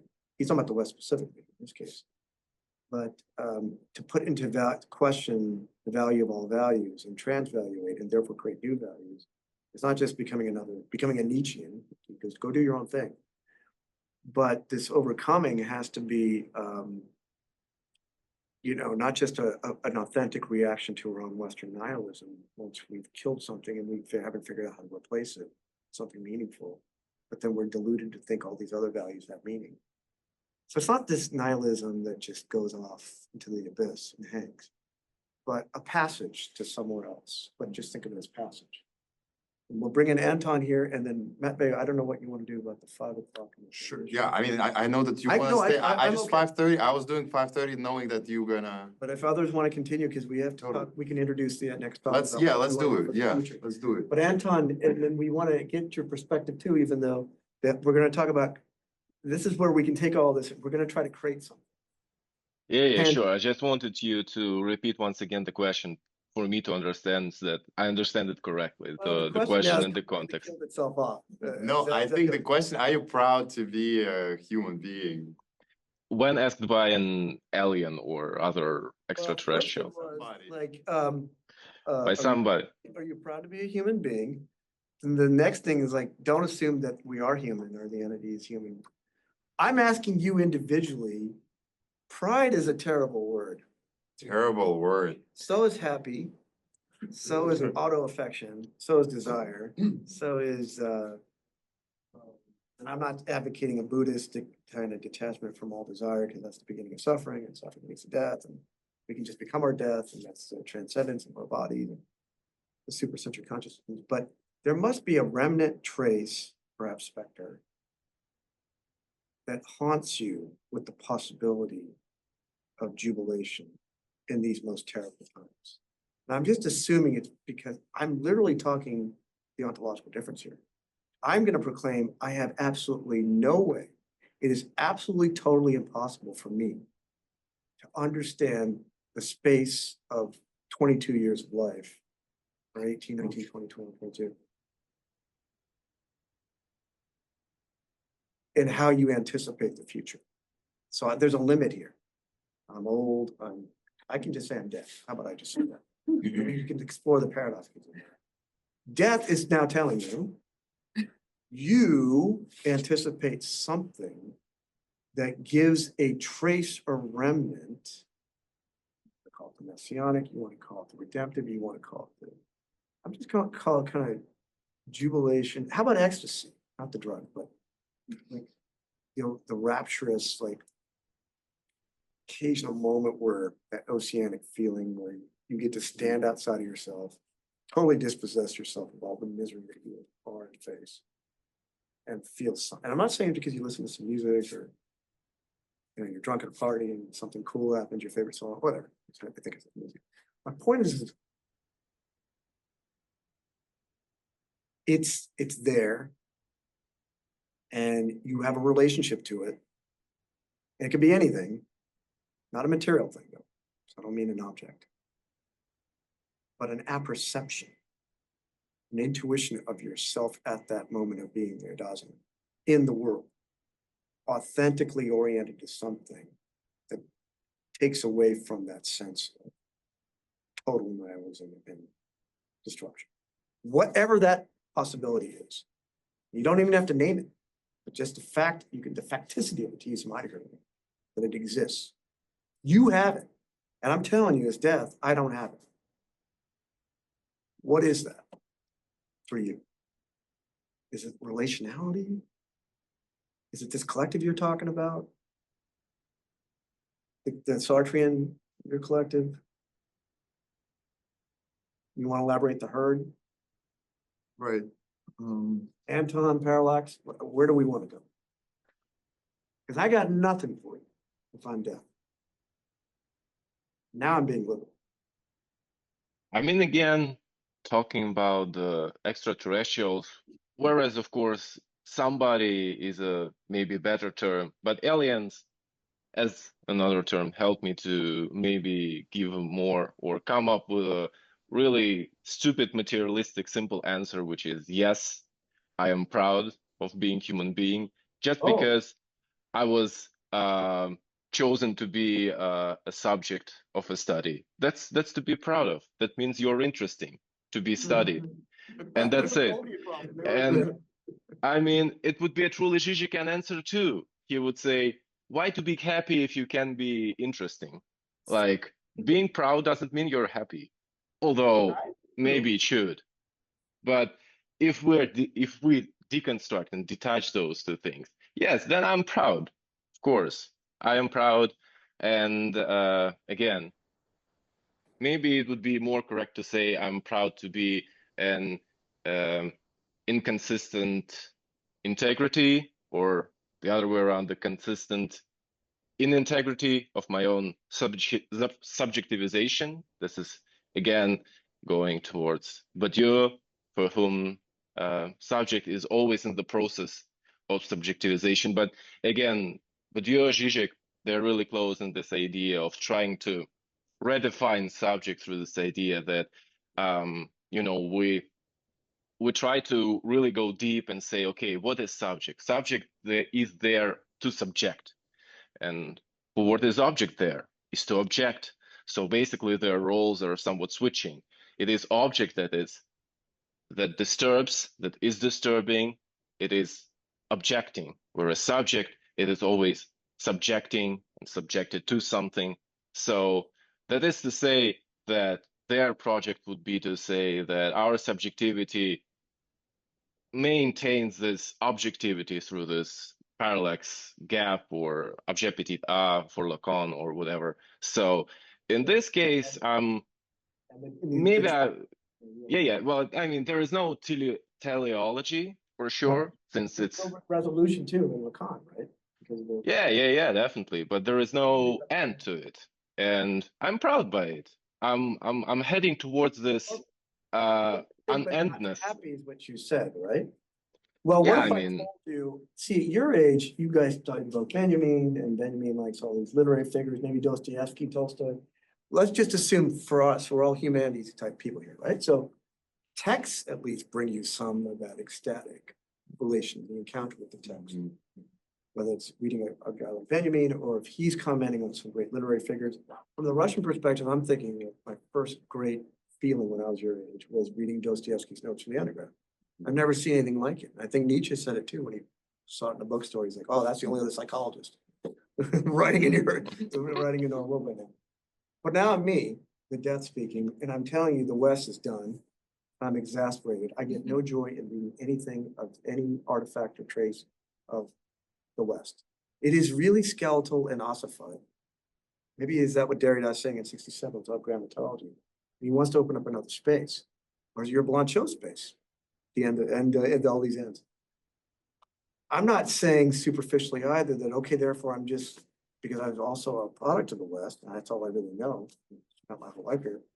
I'm not just going to go walk into the global South and the East and pretend to experience what you may know, having not grown up in that structure, and orientalize it or recolonize it. Because Fanon, I've read enough Fanon to tell me that, hey, there's a real danger there, that it's an extension of the project of colonization. So where you have an encounter with something, is it true? And this is getting very basic. Do you encounter philosophic or literary texts that give you some joy? Yeah, definitely. And I could say that when I was your age. But I'm trying to tell you something. I can't say it. I'm being honest. I don't know. Maybe I can just look at this table right here and say, that's it. Or the 9-month-old who doesn't talk, babbles something. I'm trying to understand, is there something there phenomenologically? Really? Yes. Just like I had when I was 20 and I was reading Dostoevsky's Notes from the Underground. Maybe your crisis isn't big enough right now. Maybe our crisis is big enough that only philosophy can help us. That's But there, no, but you have a trace of the joy. That's good, right? Okay, you don't want to lose that? No. But I also want you to imagine the possibility of having nothing. So have you heard of, sorry for this, because I know Anton lives in a very difficult context right now. I don't mean to laugh to put it down, but I asked the seniors in the other course the other day, just go on YouTube, but the white rooms, if in fact certain regimes that are so horrific like Iran have them. Heard of this kind of form of torture? White rooms, yeah. If this is what it is, and I'm still trying to understand its basic architecture, you know, here's your Foucault with all the experimentations leading up to the modern prison. You would think deprivation of the senses could be a form of torture. We were talking about physician-assisted dying in a case of a young person, 22-year-old, who was paralyzed from the neck down, and because of some other fungus in the brain, he was going to lose all of his senses eventually, but still somehow be aware and alive, and would rather just choose physician-assisted dying, which is not legalized here, but it is in the Netherlands, Belgium, etc. So the bioethical question is like, if you're the parents, your friends, or even the person itself, what would you do it? Is there a point to live? If you'd think deprivation of sense and total immobilization, yet living, is for, especially if it goes on. He's 22. Let's say everything else, his organs function. You don't want to be trapped in a box, for example. Now take the inverse. There's no deprivation. If it's possible to take a person in endless solitary confinement, and if the whiteness of, and it's is so ubiquitous and all pervasive, kind of like when you die and you know near death experiences, go see the white light. It's expansive, ubiquitous. That if you keep that person in that state long enough, as Merleau-Ponty says about the seeing becoming the seen, the act of seeing becomes the thing that you see. It's not just your internal consciousness or subjectivity that gets externalized, but the alienation is so severe that you get depersonalized in the sense that you can no longer tell the boundary between your body and space. So then you merge into this whiteness and you completely disappear to yourself, which some apparently insect species do on the eve of their death, because they get either cannibalized by their own, or they get mistaken for passing into their environment so completely that another predator comes and eats them along.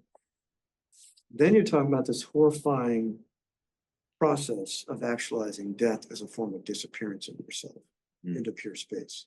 As Calloy, who's the colleague of Bataille in the collegiate, talks about depersonalization, which your guy Lacan, Anton, quotes in the early essay, The Mirror Stage, as complete depersonalization of the self is apparently an extreme form of torture. Now, I'm saying that here as that space of nihilism, because you're telling me there's a remainder of joy, whether you're 22 or 54, doesn't matter, or zero. I'm denying the existence of the remainder. Why do you persist in telling me there is a remainder?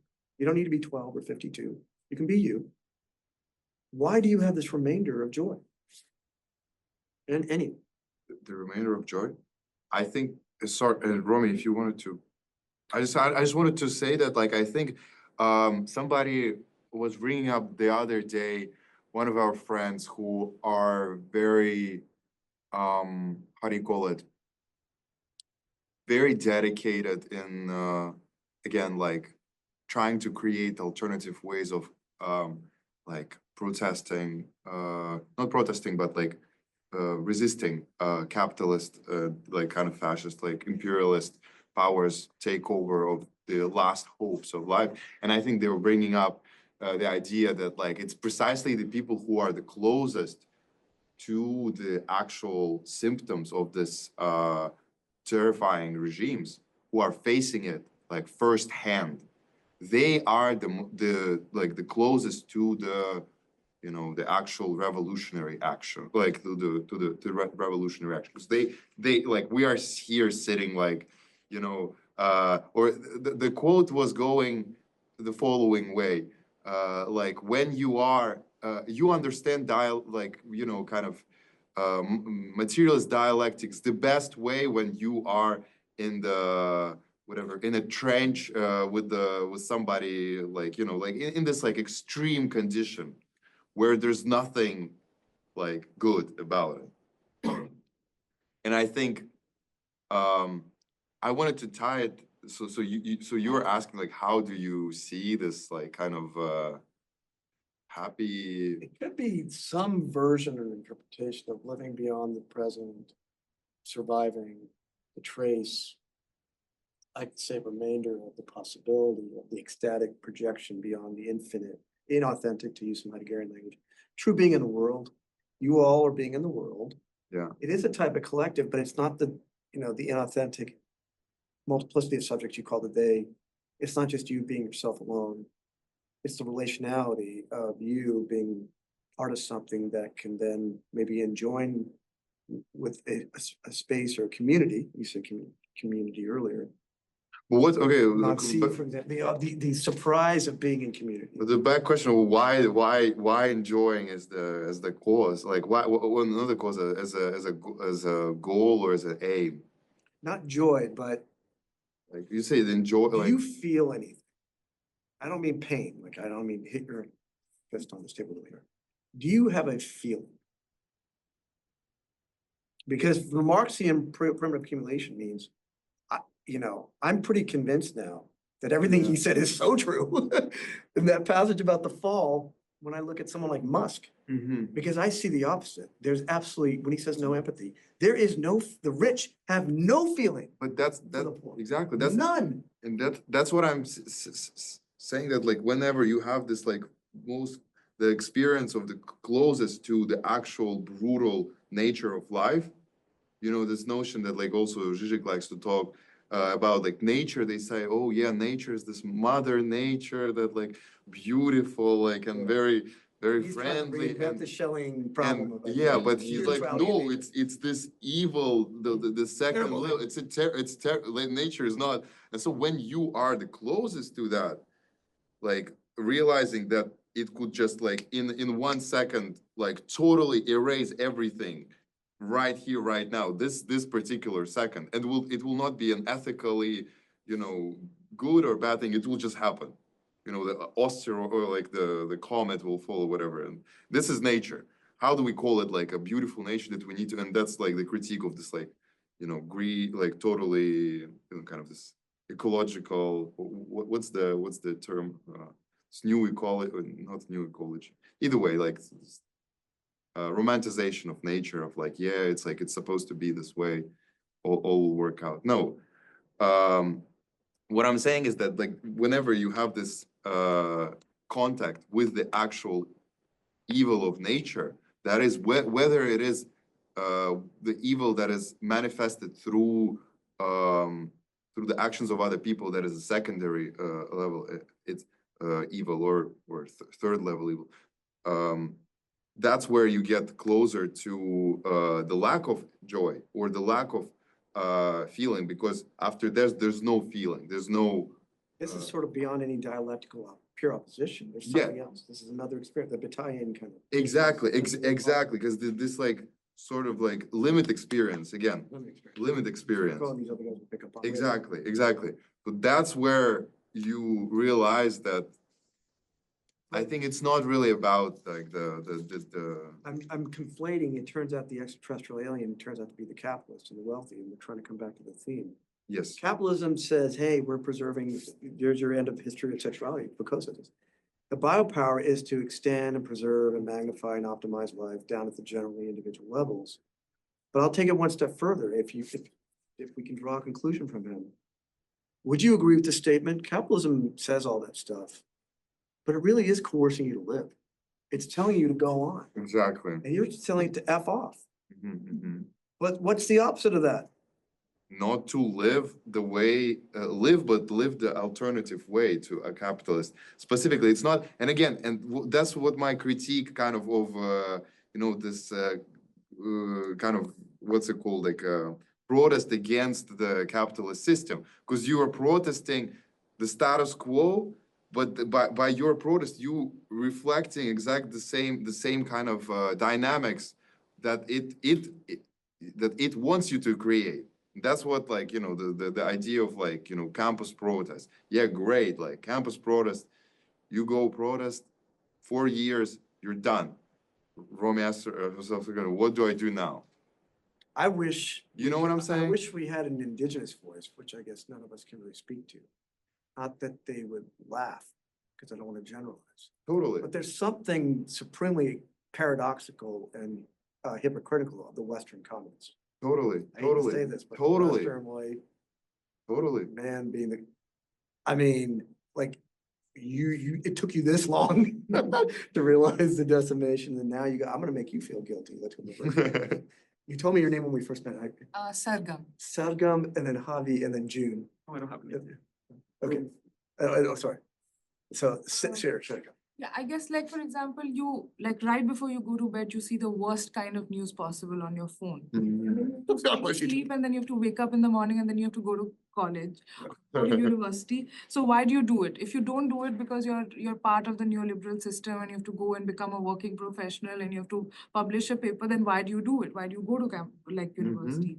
So I mean, I guess you do it like you have to find an answer for yourself that refuses what you're against. And I think it and then there's this Indian journalist who I really like, and he says that sometimes you go to the battlefield not to win but to show that somebody was there. So and the third thing you do is that you do it so that you can remember something. So if your life is an account of this moment, even just that much is enough sometimes.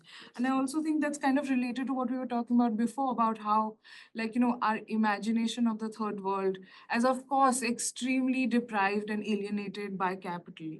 But like, for example, the state I'm from, and I'm not saying this as from a position like a positionality thing at all. I hate that. That is capture.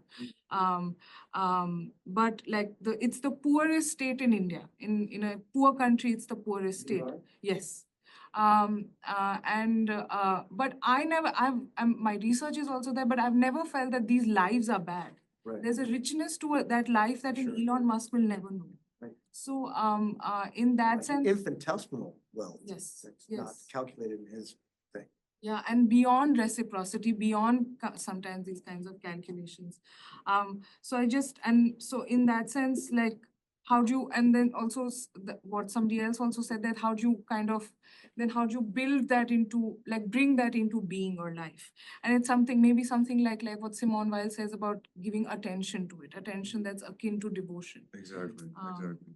Yeah, I guess so that's why you have So much there. Oh, thank you. You should have another seminar on just these topics that you brought up. Rosemary, and then June, I think. I just had something quick to Someone's say in the that was waiting room. vis-a-vis this whole question of, I like that you ended up saying that the alien turns out to be the capitalist, because I was gonna say, as a slight expansion to the thing I was already saying in response to the question about being proud human, is just this good little snippet from Adorno where he says the bourgeois is tolerant. He loves man. His love for man as he is stems from his hatred of, well, again, man has to be like asterisked here, but his love for humanity as it is stems from his hatred of humanity as it could be, which is, I guess, like the critique of bourgeois humanism or philanthropy or like whatever. And I really, really like that. You know, it's like, to say like one is proud or like one loves like a humanity as it is constituted now is actually like to deny like what could be, or at least that's how I see it. I like that thing from Adorno a lot. So. And, you know, going back to the very end for Nietzsche too, it's just that the problem is either acceptance or denial. Saying no all the time is not good. That's not gonna make you healthy. But if you're just gonna not critically question the values that we've inherited, that's killing us. He thinks he really was meant what he said. The Western thought is killing its own species, where it's ending up. But then just denying it and denying that Heidegger has to pick up on this as well, and his diagnosis of Nietzsche being not the end of metaphysics. I mean, he's not the negation of metaphysics, which Nietzsche thought he might be, but in fact, this is how it all culminated. It got to him. And he also said later, Heidegger said in the 30s with his lecture, it was a piece on Schelling, Anton. He goes, these two thinkers, your late Schelling and Nietzsche, breaking down the systems and breaking down in themselves, at least Nietzsche, is not the sign of a weakness. He doesn't mean this like Musk, but it's the heat lightning of a new beginning. Whoever can diagnose this breakdown of these thinkers, late Schelling, post 1809, Essence of the Trees of Human Freedom, and then all the late Schelling. Maybe you can throw in Kierkegaard, maybe you can throw in the early Marx, but certainly Schelling and Nietzsche, whoever could diagnose this breakdown intelligently would have to be the beginner of a new beginning of Western philosophy. Because the first beginning blew it by flattening human beings and then trying to name it and conceptualize it. That Gelassenheit to release ourselves into this nameless space, which perhaps the non-West already had, pre-colonial for sure. And that's the dilemma of our post-colonial conditions. Like, how do we negotiate the stain of that colonial legacy? But yeah, okay. I don't know where this, June, you wanted to come in, sorry. And then Yeah. we'll come back to Matvey for some ideas about what we do next, Yes. maybe. Or we continue the discussion. However you want to do. June. Yeah, so with regards to biopower, as you framed it, the antithesis of biopower isn't death, because biopower distinguishes that which must live, and between that, it distinguishes that which must live from that which must die, Right. and constitutes forms of life as essentially abnormal and defective, Sure. and eliminates them in order to secure the health of that which must live. Right. And And biopower may want to conquer death eventually. yeah, true. And then commodify it and extend it. Yeah.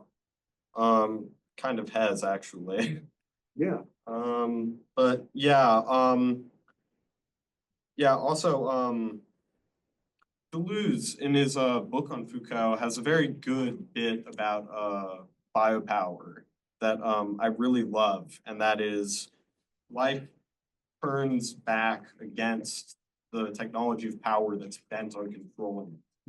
And life, and Agamben, in quoting Deleuze, describes a life as basically the infinitely complex matrix of ungovernable potentiality. And so I don't think that resistance to capital necessarily means death. It is rather the proliferation of new forms of life. Something going on here. Yeah. Not Yeah, being yeah, towards death, but. Yeah. So Yeah. the verisimilitude, which is interesting because in his lectures on the death penalty at the very end, he comes back to Foucault. He acknowledges it after first criticizing him in the 60s and getting in trouble with him, fight, and he comes back and sees that. Well, I mean, at least with the Foucaults after the Nietzsche's, you're trying to understand the alternative possibility, so we don't become fatefully trapped within this carceral system that we created, or what your Adorno would call the administrative society, the fakeness of the cultural industry, which is the Frankfurt School triple critique of fascism and capitalism. But Matvey, maybe in closing, do we want to now take this moment to Yes. imagine? Can you imagine something brand new? There's no existing major or minor. That could capture what you're, I really mean it when I say you're generating, because I'm thinking about this like an international virtual network of the subalterns everywhere, producing new critical theory and cognitive thought.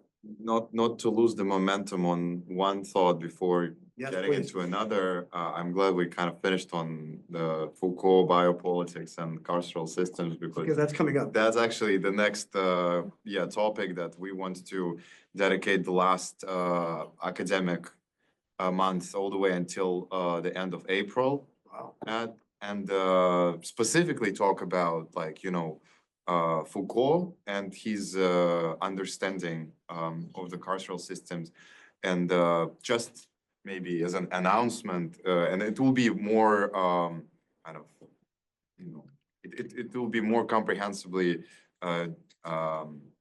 distributed. This information will be more comprehensively distributed later on this week, beginning of next week. But we will gonna have a series of events specifically dedicated on discussion of carceral systems. We will try to depart from direct instances of that in literature, and specifically nonfiction literature, that is kind of like prison testimonies and prison writings, prison letters of George Jackson. And we potentially have, we're still confirming that, but so far we're planning to have Jonathan Jackson Jr., the nephew of George Jackson, who was,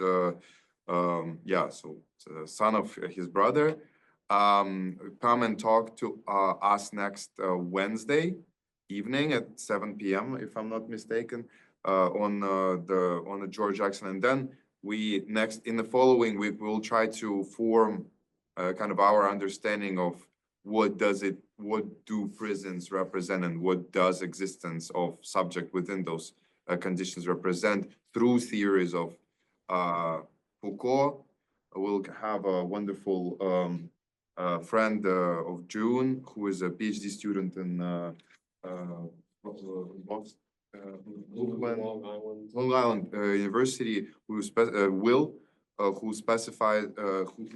kind of concentration is on biopolitics and Foucault. And then in the following week, Professor Shepard, who teaches here in the Nedges department, and who's also, kind of Hegelian Marxist, Spinoza scholar. And I think he taught on Foucault one time. And on Foucault too, definitely. He will come to speak about certain pre-Foucault sources that addressed carceral system and inspired Foucault to kind of like conceptualize it. And the last kind of session of right before the exams, we try to make it kind of like a little chill and organize a screening in Wasserman of a movie from the 80s, Attica, about this also topic. So, and we'll try to maybe facilitate it with some discussion from other faculty from the university that we're still confirming that, but it's luckily only in a month ahead. So this is, in terms of our plans for the end of the semester. One other thing I wanted to say about the end of the semester is that we are trying to put together, and I'm glad Anton is here and Rosemary is also here. We are willing to have some sort of a deeper reflection for this year of first year that GPRC was trying to do something in the form of a journal. We want to collect potential writings, so potential kind of like a journal of writings that we already started kind of coming up with. So if you want to contribute to that in any form of way, whether it's fiction, non-fiction, any sort of creative writing, if you want to, kind of contribute with your potential kind of art input, please reach out to Rosemary, and she will be very happy to work with you on kind of making it complete and kind of creating sort of flows of creativity. Please reach out to her. She will be very happy to. And I shouldn't be. I mean, you can definitely. But just for the time's sake, I just wanted to say, this is. And Anton was also will be also contributing a lot as a great help. He will try to then put it together in a form of a digital kind of publication that we potentially are planning on when we get funded, what's it called, chartered by the school, that we'll get funds next year. Maybe we'll publish it as a physical version. So that's our goal. So please, it's a first GPRC journal or whatever you want to call it. We don't know how we're going to call it yet, but we're super excited. And please, work with Rosemary, ask me questions, ask June questions, because all of us are kind of and Zach too. All we are in a core, so-called core of GPRC that kind of trying to make those things happen. And also the good news happened, sad news, one sad news, but very, very sad. there are some people graduating this year, such as Rosemary, and we have, if you are in the chat, you probably have seen already that we've been promoting the application for the position of somebody responsible for so-called production. That is just like, you know, kind of the person who would be responsible for those type of creative projects, intellectual projects that we're trying to also facilitate. So if you are interested, if any of you are interested in that, please, you know, apply in a sense that like it's a very informal application. We just want to know that some who are interested and who would like to, you know, then contribute next year. And it's open for anybody, for graduate students too. So, yeah, I think with regards to that, with regards specific to GPRC, that's what I said. But outside of GPRC, and again, reflecting on like the kind of response from the faculty, and I'm not speaking just with Professor Sampath, like, you know, I want to say big thanks to Professor Sampath, and I want to also say like to other faculty who were valuing what we are trying to do here. And with that, we try to kind of gather those forces up and try to actually create something on a deeper administrative level. That is, whether it's a kind of a program, whether it's like a program or like a minor program, certificate program, somewhere here at Brandeis where we can, on a much more serious level, try to like, you know, structure it and not try to seek for those like, you know, bits of time in the on the holidays or on in the afternoons for like, but have like a very kind of like comprehensive structure to it. So this is also for the future of Brandeis and for the future of like, I guess, you know, any sort of academic involvement is very essential to preserve these opportunities. And yeah, so we can talk right now. I think the official part of today's meeting should be kind of like, I want to end here, but if you want to stay and talk about what can we as students do in terms of proposing a new program here, proposing a new kind of way of approaching these topics that we talk about, but on a much, like on an academic, like confirmed academic level or whatever, not as a club, please stay and we should like kind of discuss it if you guys want to, if you have ideas. So I just want to also, yeah, I wanted to. Maybe we could end the recording. We'll probably, yeah, we'll end the recording, but whoever wants to stay, whoever's on Zoom, I think that they would like to contribute also, but it's mostly informal. Again, thank you, everyone. Thank you. Thank you, everybody.